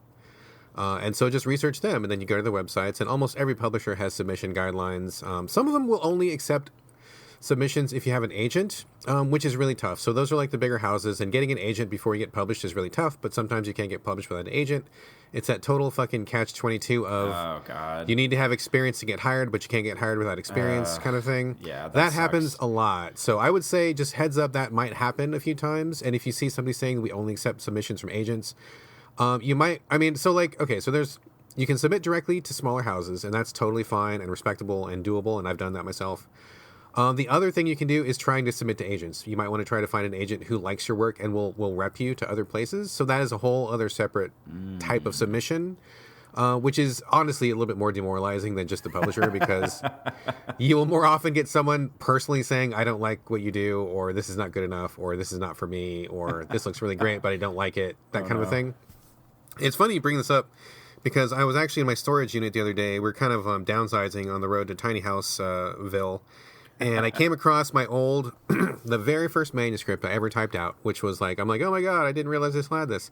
And along with that first manuscript was my folder full of rejection slips. And I'm like, I had a folder full of them. I got rejected so many times. So I would also tell you as a heads up, you're going to get rejected a billion times. It happens to everybody. But okay, so like think of it this way though. So me being the editor of GameCritics.com, me being the editor is kind of the same thing as somebody being a publisher. And so people will approach me via email. I literally, not even joking, I get probably at least 200 emails a day, if not more, of people who have a game and want me to look at it and want me to review it and want me to give them a preview or want me to do an interview. So like even if I liked all of these games, I literally don't have enough time in the day. It is literally 10,000 times worse for a publisher. Because when I've talked to publishers who actually are human and will talk to me, and and doing research on it, I mean, they get so many proposals a day. Like, I'm sure they would love to get only 200 a day. I mean, I'm sure they get like 1,000, or they need a staff to go through the proposals, right? So like already you're like one out of like 1,000 or 5,000 or 10,000. So on top of that, you have to take into consideration that these people who are filtering the email, like me, the editor, or someone who's a publisher, are they having a good day? Are they tired? Did they have their coffee that day? What are they in the mood for that day? Did they just see 10 really shitty proposals for a photo book, and maybe yours is amazing, but because they just got through 10, they just don't want to see any more today? And you unluckily got to be the 11th one, and so you got deleted without even getting read. There's so many things that can happen to a proposal that just, there's so many good things out there that just don't get published because they just don't catch that lucky break, or because they don't manage to like rise above the chaff, right? And it's not like it's a value judgment. It's not saying that, anybody good enough will automatically make it. I don't think that's true. I think the people who make it are the people who don't give up. And I've heard that advice many times. That is also advice I would give to anybody, especially to you. Be ready to be rejected 1,000 times. That will happen, guaranteed. But the way that you make it is by not giving up. Like, you just keep trying and keep trying and keep trying. And eventually the law of averages kicks in. And as long as you're putting out decent material, and I've seen your photos are amazing. So I'm not even worried about the quality of your photos. But like, you just have to look for that, like that lucky break where someone is in a good mood. They've just had their coffee. They're just talking to somebody in the lobby and they're thinking that, oh, maybe a photo book today would be a good thing to look at. And then, oh, hey, what's this email? I was just thinking about, oh, Corey Motley, this sounds like a nice guy. Okay, boom, email. Like that's how it happens, dude. Like literally. So that's how the publishing side goes. Now you can game that system by getting an agent, because if you get an agent, that's like having a friend. That's like if somebody that I'm friends with, like personally, will say, "Oh, Brad, check out this game. I just played this game. It's dope." Okay, guaranteed I'm going to look at it. I guarantee you. If somebody I trust and respect says this game is good, I may not like it. I may not want to play it. I may not review it, but I guarantee I will look at it. And so that's kind of what an agent is. Like, the agents have really good relationships with the publishers. And so if you get a good agent and the good agent likes you and they rep you and they remember who you are and they go to bat for you, that will like put you way at the top of the pack. So it's worth it to have an agent, but it's really hard to find an agent. You got to find somebody who really likes you, who sees a lot of potential in you, who feels like they can make a lot of money off you, which is just the thing. It's not bad. I mean, that's just how the system works. Not really personal. So that can help a lot too. So maybe do those things. And also, I think what you're already doing is great. Just look for publishers that do your own thing. But I think also the thing that you can do for yourself right now is to really polish what you're doing. Get a very good idea of what you're doing. Look at what's out there. Are there already a dozen other, calendars that have parkour guys? Is there a niche that you can fill that nobody else is filling? If you can find a little niche for yourself, you are definitely ahead of the game that way too. Because if you're putting out something that 15,000 other people are already putting out, I mean, okay, maybe. But like, if you can find something that is not being served, if you can find, like the Guys with Cats thing, that was brilliant, dude. I don't give a shit about Guys with Cats, but people went apeshit over that. That was like an enormous win because that was a niche that wasn't being served. Sexy guys with puppies, or sexy guys with slices of cheese, or whatever the fuck it is.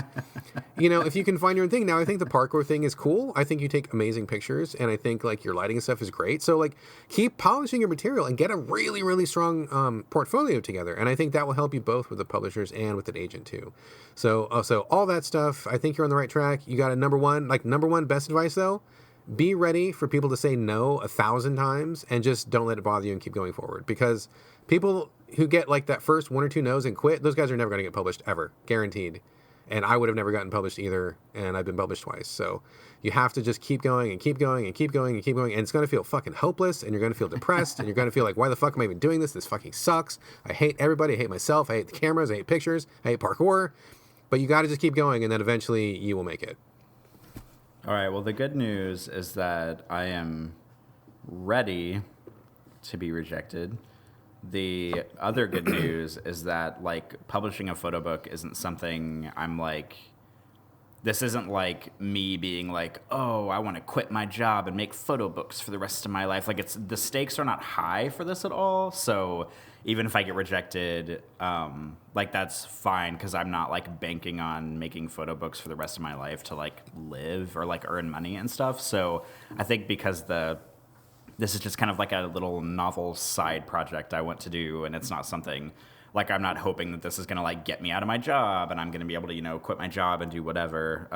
That makes it a little bit better for me. So that's good advice, though. I will keep that all in mind, and I should probably look up some other publishing companies, too, instead of just this one, and see who else is making stuff like this, and go forward fearlessly in my cover letter writing. Yeah, man, cast your net far and wide. I guarantee if you go with one publisher, you're going to get one rejection, and that's going to be the end of the road. It's got to be like a lot of people. Like, just Google search, like, what's Google selling? Or, I mean, Amazon, what are they selling? Like, look at, you know, links and ads, and just click and just see who's out there. Because even though you might find a couple of bigger publishers right off the bat, I guarantee there's a lot of smaller publishers. And even, you know, you may even want to branch out into, like, into gay publishers. Because I have a friend of mine who is a gay author, and he was writing gay books, and I don't say that as like a negative. I mean, it's like it's a genre like publishers look for. Like they look for very gay specific things, and he was extremely successful in the gay genre. After a while, he got kind of sick of being pigeonholed. He wanted to do something else, which I totally understand. But like you can super refine your focus to like, oh, who's publishing gay books, and like what kind of gay books are not out there, or you know, I mean, I guarantee like with the photos you take, you might have a lot more people taking a second look at your portfolio than if you had sent it to like a regular publishing house. So, I mean, that might be something that you can really get super specific about. So maybe keep that in mind also. And I think you are entirely correct on keeping this as a side project, because if I had been like, I'm going to quit my job and I'm going to be a writer, I would have fucking starved to death. My entire family would have died. They would have found 3 skeletons emaciated in my house because I never would have sold a fucking book.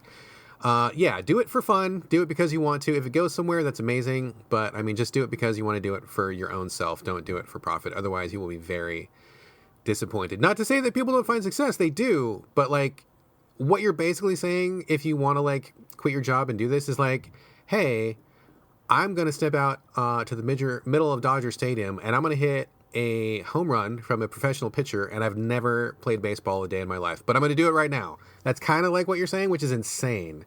So I'm glad that you have that in proper perspective of like, don't quit your job. Don't pin everything on this. Keep it going. Like, don't let it go, and support it and nurture it. But like, don't set yourself up for failure like that, you know? And it sounds like you've already got that figured out. So you're a smart guy, dude. I knew you got it. I'm a smart guy. You're a smart guy. If you weren't a smart guy, we wouldn't be doing this podcast, dude. That is true, I think. That's very true. That's a guarantee from me to you. All right. Well, that's all I have. Boring week, but I did decide that publishing is something that I'm interested in pursuing, to look at books and stuff. But you've got a few things on tap to talk about. What do you want to talk about first? Couple things. So I guess first off, went to the Renaissance Fair yesterday. Have you ever been to the Renaissance Fair, Corey? I have. Back whenever I lived in Missouri, there was one, I think it was in Independence, Missouri, every year. And I went consistently for about 4 or 5 years, but probably stopped when I was about 14 or 15. So it's been a very long time since I've been, but I did used to go whenever I was younger. Okay, cool. So you have some experience. And hey, maybe you should go and do some photos at the local Renaissance Fair in New Orleans. Well, I guess it's probably like Renaissance/Vampire Fair, probably, I would guess. But anyway, we went yesterday to the Midsummer Renaissance Fair, which is here in Washington. It's about 45 minutes away. It's a smaller fair. I mean, it's not huge. I know that some places are really big and it's like a big event. This is a smaller one, but it's totally fine. It has the usual kind of everybody dressed up in medieval clothing, everybody saying their these and thous, and lots of medieval stuff on sale, everybody making 10,000 different leather with buckle and strap doodads and all sorts of fake weapons, some real weapons, and all sorts of stuff you can do. I posted some pictures on Twitter and also on Instagram if anybody wants to see, but we went. It was a good time. Really roasty hot, but we still had fun. My son did some archery, and he did axe throwing, which is really fun, and he's got me saying that I need to go to buy him an axe and a piece of wood so we can continue axe throwing here at home. So we're going to be doing some axe throwing here in the front yard. We did some trebuchet. Have you ever seen a trebuchet in real life, Corey? I have, yeah. All right, cool. So they had a trebuchet set up there, and he got to do that a few times. And it was really funny because the kid right before us was like maybe 12, total fucking like Renaissance nerd, like hardcore nerd. You could just tell because everything he was saying was just like factoid, factoid, factoid, factoid. And I'm sure he knew his shit. Like, I have no doubt, because when you're that age and you're a nerd, you know your shit inside and out. Like, you cannot, those guys know it, like, because they got nothing else to do with their life, right? So this the guy was running the trebuchet and he was firing it, and like they were launching water balloons, and like half of the time they would launch and half the time they would like explode in midair, and the people who were buying tickets were kind of getting salty because they're like, dude, I paid money to like launch this thing and it blew up before it even launched. What the fuck? So the nerdy kid ahead of us, and I don't say that as a negative. I mean, I think being a nerd is cool. So please don't think I'm looking down on him at all. I'm a nerd myself. So he gets up there and he's like, he literally like launches into this spiel and he's telling the guy running the trebuchet like about what's going on with the trebuchet, and the guy's like, whatever, kid. And so he like totally like looks at the mechanism, and he adjusts a few things, like he adjusts like one of the ropes or whatever, and then he gets like the little sling. I'm sorry, I should have said this before. For people that don't know what a trebuchet is, it's like a catapult, except for it's got a slightly different operation mechanism. It's kind of like a multi-axle, weird sort of a weight goes down and a stick goes up, and then that launches a sling. It's really kind of hard to describe, but basically just imagine a weird, funky catapult, and that's what it is. I apologize for not explaining that earlier. So the kid gets up there, and he starts telling the guy about the trebuchet, and the guy's like, whatever. And so the kid gets in, he starts adjusting some of the ropes, and he like moves some things around, and then he puts the water balloon in the sling, and the guy's about to launch. He's like, no, you're doing it wrong. And like the guy's like, okay, well, sure, show me what you want me to do then. So the kid goes over, he adjusts the sling, tightens some things up, launches the thing, fucking like completely nails the target dead fucking center. I'm like, oh my god, you totally got schooled on your trebuchet, motherfucker. This kid came up here out of the crowd and he fucking told you what to do. He got 2 fucking complete bullseyes in a row. I was like, oh my god, I want this kid on my team when we go storming the castle. This kid knows his shit. Fucking nerd power, baby. He got that shit taken care of. So that was amazing. That was really super fun. Also, my favorite part of the whole event is always the mock battles that they do. So people with like these really ornate armors and horses and stuff get up in this field and they do, combat, like one-on-one combat. They do group combat. They do a lot of horse stuff where they spear stuff with spears on horseback, and they throw spears, and they do like jousting and stuff. And there's this one guy who's been there a couple years. We've gone a couple years in a row. This guy, he totally... I was so mad I couldn't get a picture of it. He was totally cosplaying Geralt from The Witcher, and he looked 1,000% like him. He was an older white guy, but he had the beard, he had the long hair, the hair was the right color, he had the right build, he had the right kind of like brownish leather that Geralt wears. He had the 2 swords on his back, the silver and the steel sword. I was like, oh my god, that looks so fucking amazing. I could not get a picture of him because he kept moving and he was on horseback, and every time I tried to get, I couldn't get a picture. But anyway, he looked amazing. That is really fun. They had some like flails and Zweihander swords and different shields, and people. I mean, it was men and women both, which I think is also really cool about this gathering. Men and women both are on horseback and also on the ground fighting. Really, really cool. And then when we got to the jousting, something went wrong because they were jousting, and usually they do these little glancing blows on the shield, and no big deal.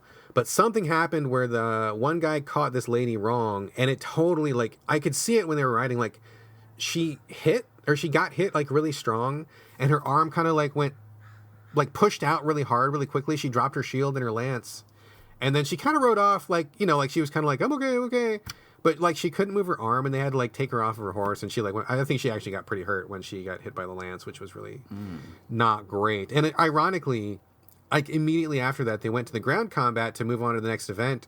And when they were wrestling around, they were kind of mock battling. Nobody's actually getting hit, but like one guy pretends to like whack somebody with a sword. The guy goes down, and the guy that's on the ground is pretending to do like a kick.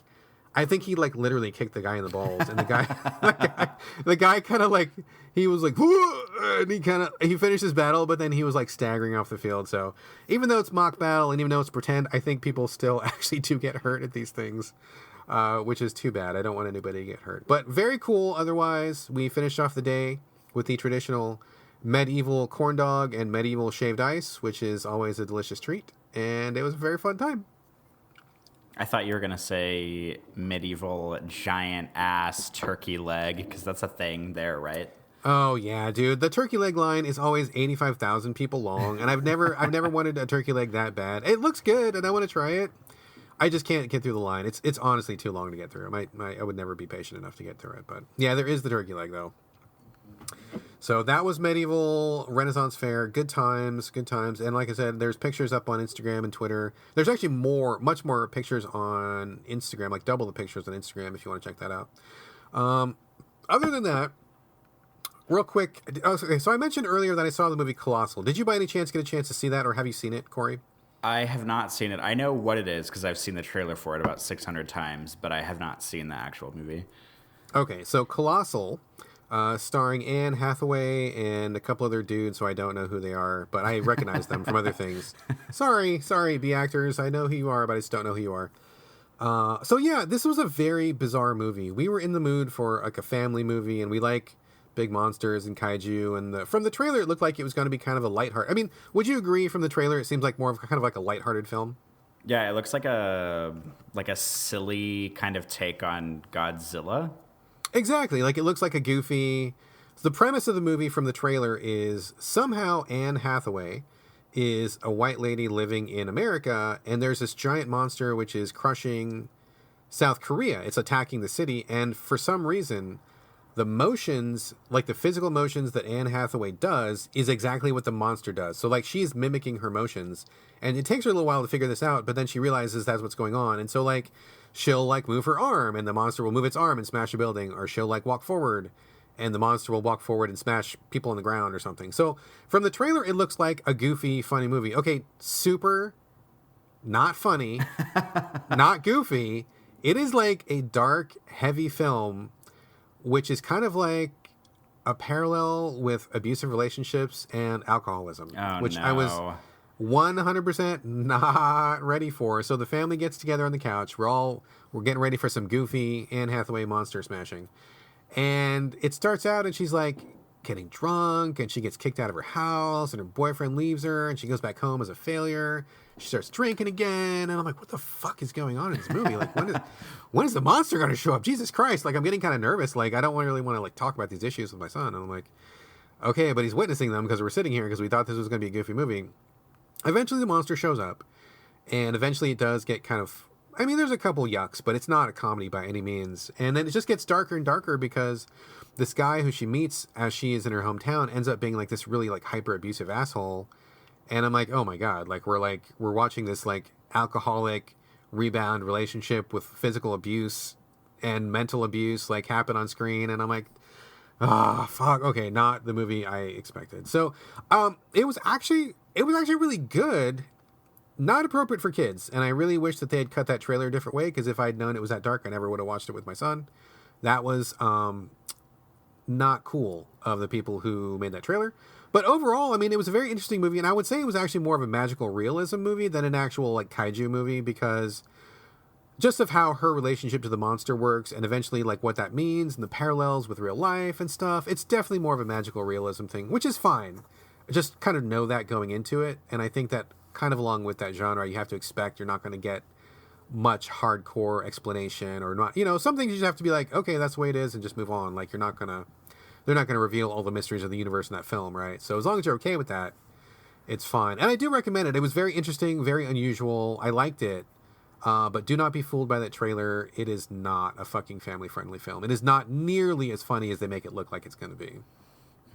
I have discovered in my time that a movie trailer not reflecting what the actual movie is can either be the best thing in the world or it can be the worst thing in the world. And the movie that I'm thinking of immediately when I think about this weird marketing versus what the actual thing is the movie Drive with Ryan Gosling. That's like one of my favorite movies of all time. But if you watch the trailer for that movie, it looks like kind of closer to, I mean, I'm not going to say Fast and the Furious because it's not like, I mean, the movie trailer is not like Ryan Gosling, like spinning out, shooting guns in the air and, like fighting dudes. But like the trailer makes it look like much more of an action movie than it actually is. But the actual film is more of like a slow-paced, like slow burn, contemplative, really starts somewhere quiet and very slowly crescendos into like the stakes getting a lot higher, there being a lot more violence toward the end, and things getting like really out of hand, almost like a nightmare, like a dream that starts so well and then it just very slowly like spirals into this like high stakes nightmare. Like that's the first movie I can think of that kind of did that. But the good news is that I didn't really go into the movie expecting it to be like a shoot-'em-up action film, and it ended up being one of my favorite movies of all time. So that's kind of a nice thing. But it is fucking bizarre whenever you see when something is marketed as one thing and then it is completely this other thing. And I mean, on one hand, you feel like you're totally gypped if you don't like the thing, but then if you end up liking it, you're like, okay, well, I guess like maybe if the movie, because I mean, how many people would go see Colossal if it had been marketed as like a movie that covers like domestic abuse and serious issues and alcoholism? I mean, I'm sure it would have had its target audience, but it's kind of fascinating to think that like, I mean, I don't think this movie, I think this movie was critically successful. I don't remember it being like financially successful because it's kind of a smaller indie movie. I mean, in the scale of things. So if they had marketed it as this sort of like dark, you know, maybe dark comedy about those issues, it probably like half the people probably would have seen it than who actually did. Yeah, it was weird. I don't know why they decided to do that. And I definitely hear you about like having some movies be not exactly representative of what you see in the trailer. And I think that sometimes that's okay. And I like when you get surprised because I know some people. Okay, let me back this up again. I'm constantly backing things up. I should be like a dancer on stage because I'm constantly backing things up. That was bad. Sorry, I apologize for that. So, okay, so where am I going with this? I think that so people say that if you are spoiled on something that you actually like it more. I disagree with that. I hate spoilers. I hate being spoiled. I like going into a movie cold and not knowing what's coming. Like, for example, like, you know, The Usual Suspects is one of the most often cited examples, or that, or like, what was that movie with Bruce Willis and the kid, the ghost story? What was that movie called? I wanted to say Sixth Sense. That's it. Sixth Sense. Okay, so like, I went into both of those movies not knowing anything about them, and I really appreciated when I got to like the twist, and I didn't know what that was. And if I had known what those twists would have been before seeing those movies, it would have really ruined the experience for me. I would have still enjoyed the movie, but it would have been a very different experience. And I like going back to a movie after you know and kind of seeing what's different about the movie. Like maybe you see some clues you didn't notice the first time and you kind of see things in a different way, which is great. But also that's built on the basis of not knowing what it was originally. So you get that original experience. I want to have that original experience. I don't want that taken away from me. So following that, I really like it when a trailer does not tell you everything about the movie. Like I don't mind if they don't show everything, if they don't reveal everything. That's fine. And I think that's totally okay. But the thing that is weird, especially about Colossal and about a few other movies, but mostly about Colossal because I'm thinking about it now, is that it wasn't just that they didn't show you some secret things about the movie. Like, they didn't reveal the fact that, that there's this guy who shows up, or they didn't reveal the fact that, this thing's going to happen. It was totally cut to be, like, comedy. And that movie is just not even a comedy. Like, they totally made it look like it's in a completely different genre, which to me is just, like, deceptive. Like, I feel like it's really deceptive because I took my kid to see this. I didn't take him, but, we watched it at home, thinking that this was going to be based on the trailer appropriate. We laughed during the trailer. It looked goofy and funny, and it was 1000% not. So I feel like really deceived by that. I mean, I think also a similar experience I had with that was I Killed Giants. Did we talk about that movie on the podcast? Not that I remember. Have you seen it? I don't even know what this is. Okay, so there's a very famous, okay, not very famous, but famous, I guess, if you're in comic book circles, of a graphic novel that was called I Killed Giants, and it was about a little girl who's like a nerd outcast girl in a new city, and she has no friends, and she's kind of a loner, but she she doesn't pretend, but she like defends the town from giants that come, and nobody can see them but her, and so people think she's crazy, but she's like actually killing these giants that are like trying to destroy the town. Cool graphic novel with a lot of cool messaging in it. Like I read it a couple years ago. I thought it was great. The movie came out, and I had no idea they were making a movie, but the movie was actually really good as well. Very good movie. But again, it's a trailer that's really cut differently because when you watch the trailer, it looks like it's going to be lighthearted, kids, adventure. Oh, look, there's monsters. There's going to be some whacking with weapons.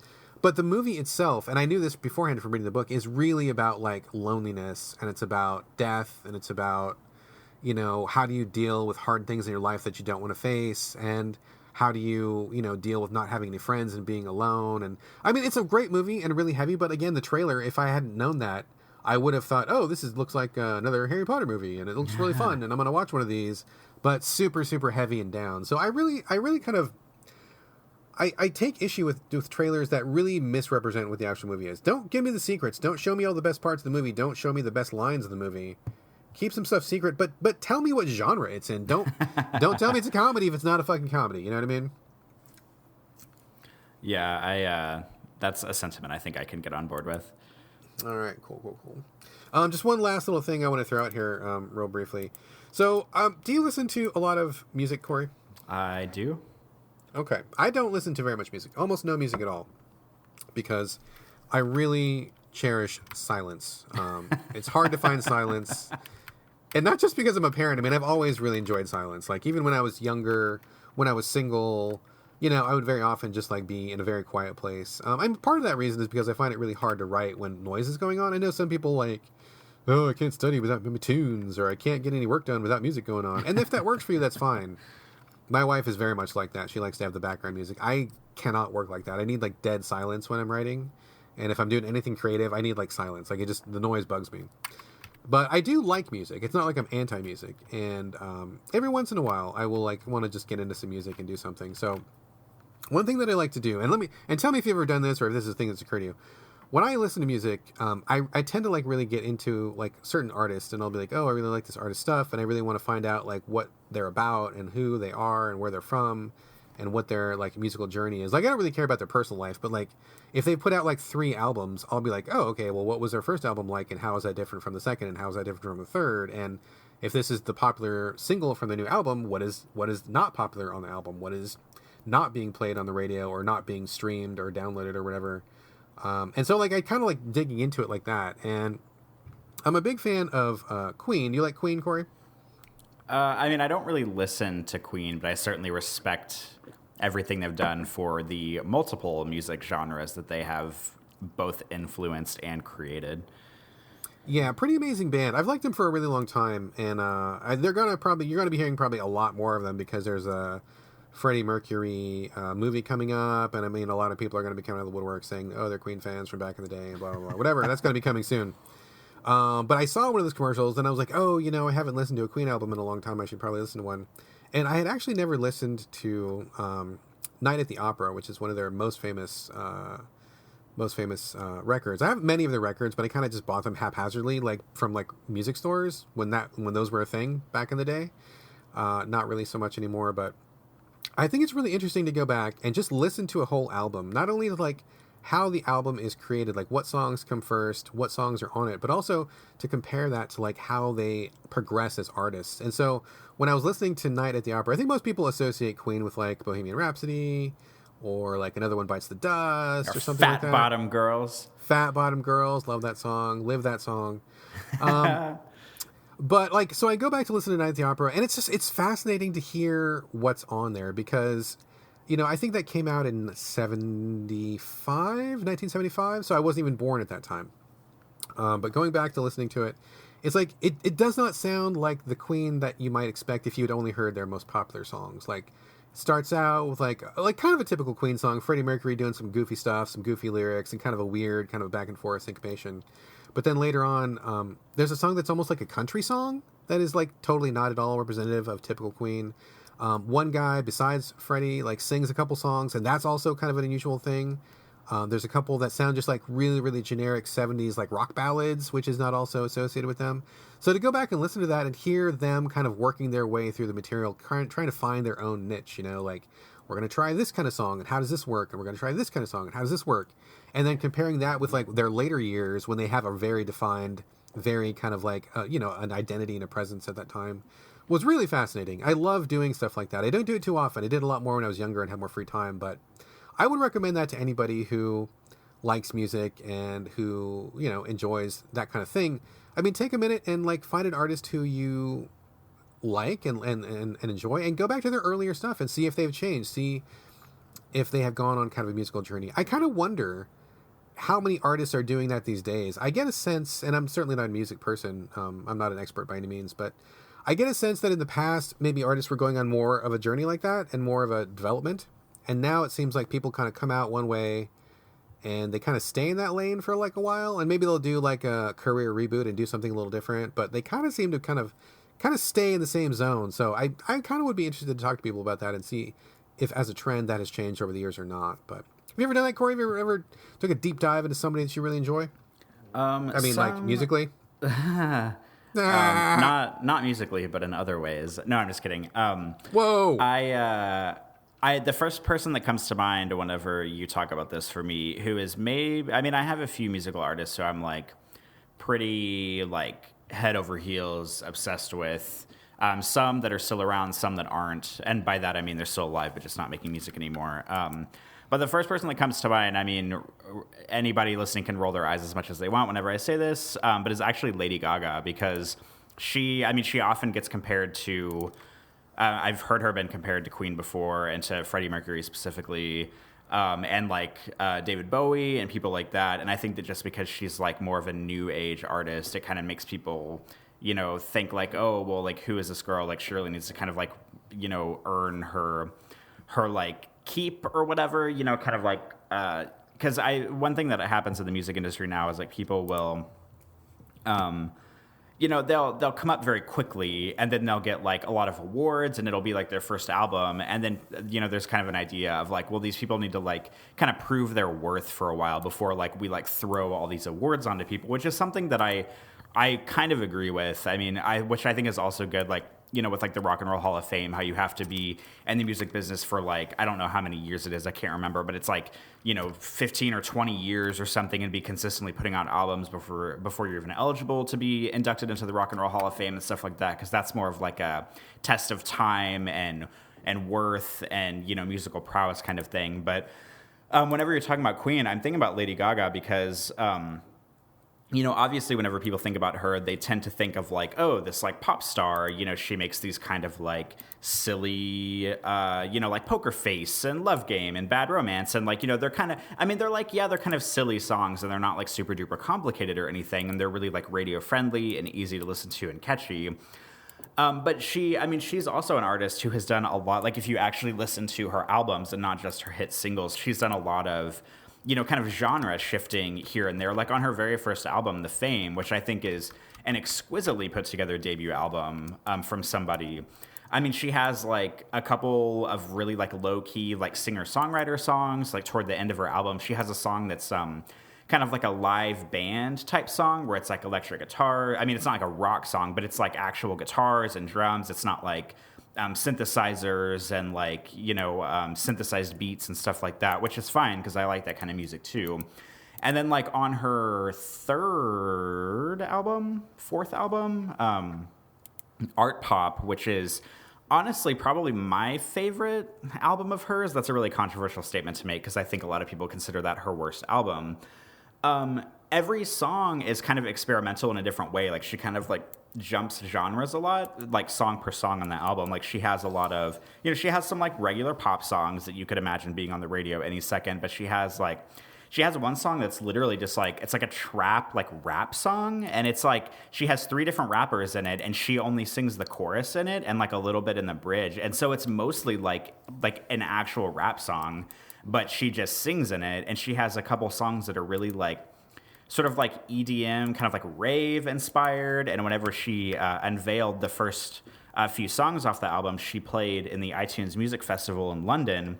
And whenever she played one of the more like EDM heavy songs for the first time called Swine, she had like people, her like dancers on stage were wearing these like jumpsuits with these gas masks that were shaped like pig faces, and she was like playing the drums on stage, like this electronic drum set, and like she had like a piano behind her and a drum set on the other side of her, and she was like playing the piano for some of the song, and then she would spin around and she would like play the drums while she was singing. And like her newest album, Joanne, which came out I think like a year and a half ago, it's very like toned down. It's more like country, if you will. It's a little more, just like, I guess like softer is maybe a good word for it. And I like Joanne. It's not my favorite album of hers, but she's like really kind of like shifted genres here and there without really like losing the spirit of what she wants to do. And the thing that I think is fascinating about Lady Gaga too is like, she, obviously hit fame very quickly. She was all over the radio. Her music videos have millions and millions of views on YouTube and stuff. And she's won a bunch of Grammys, and she won a Golden Globe, and her first movie role is coming up this year and all that stuff. But whenever you actually look at how she releases singles from her albums, it's pretty evident that she's not in the business to I know she probably is a multimillionaire, but she doesn't seem like she's in it to be a multimillionaire, because she'll release an album and she'll only release one, maybe two singles off the album, as singles that get played on the radio. And then after that, it's over with. And a lot of artists, they do 4 or 5 singles, because they want to keep themselves on the radio and keep themselves relevant, and and try to get more fans by having lots of singles out. But for the past few albums, she's oh, here's my single. My album's going to be out in 6 months. And then the album comes out and maybe she does another single. And then she's already moving on to working on her next album, and doesn't really try to keep putting her music out there, which I think is really interesting. And I think it's interesting that she that her record label kind of lets her get away with that. I mean, she's definitely earned her keep at this point to kind of dictate the way she wants to do business, but she just does things slightly different than a lot of artists that are trying to come up now. But I mean, she's also has been really successful, so it's hard to knock her she doesn't know what she's doing. But I don't know, that's just, I was thinking about her whenever you're talking about Queen, because she kind of does the same thing about genre bending and going back and forth and working with a lot of different producers, and has had her successful albums and has had her not so successful albums. And she's definitely one of my favorite musical artists, though, because she seems shallow on the surface, but she's actually incredibly smart and creative, and thinks about herself as an entire brand, as to say, rather than just the music she's putting out. She definitely has her whole image together, rather than just being a musician. She's so much more than that. Right. Interesting. I don't know much about her because I don't listen to her very much. But then again, I mean, I don't listen to much music in general. So, I mean, I'm catching up with 1975, so I'm a little bit behind the curve right now. But yeah, it sounds like she is somebody worthy of doing that deep dive and kind of doing that examination. So that is interesting to hear you talk about that. I will have to look into her. I think my wife likes her, I'm pretty sure, so I should probably do some poking around. But I think it's always worth doing, regardless of whatever the artist is, just to kind of see where they are and what they're thinking and what they're doing and where they're going next. I always think that's really interesting, and I really appreciate hearing some experimental things, kind of like what you were saying about Lady Gaga, maybe switching back and forth between genres or different producers or doing different things. That's always great. I love to hear people really reach out like that, and yeah, good on her. So there we go. I think that's all the banter that I have. Anything more on your end before we wrap? I don't think so. I think we've covered the gamut today. All right, sounds good, my friend. Let's wrap this up and let's actually start talking about some games. Yes, let's talk about some games. Let's talk about some games.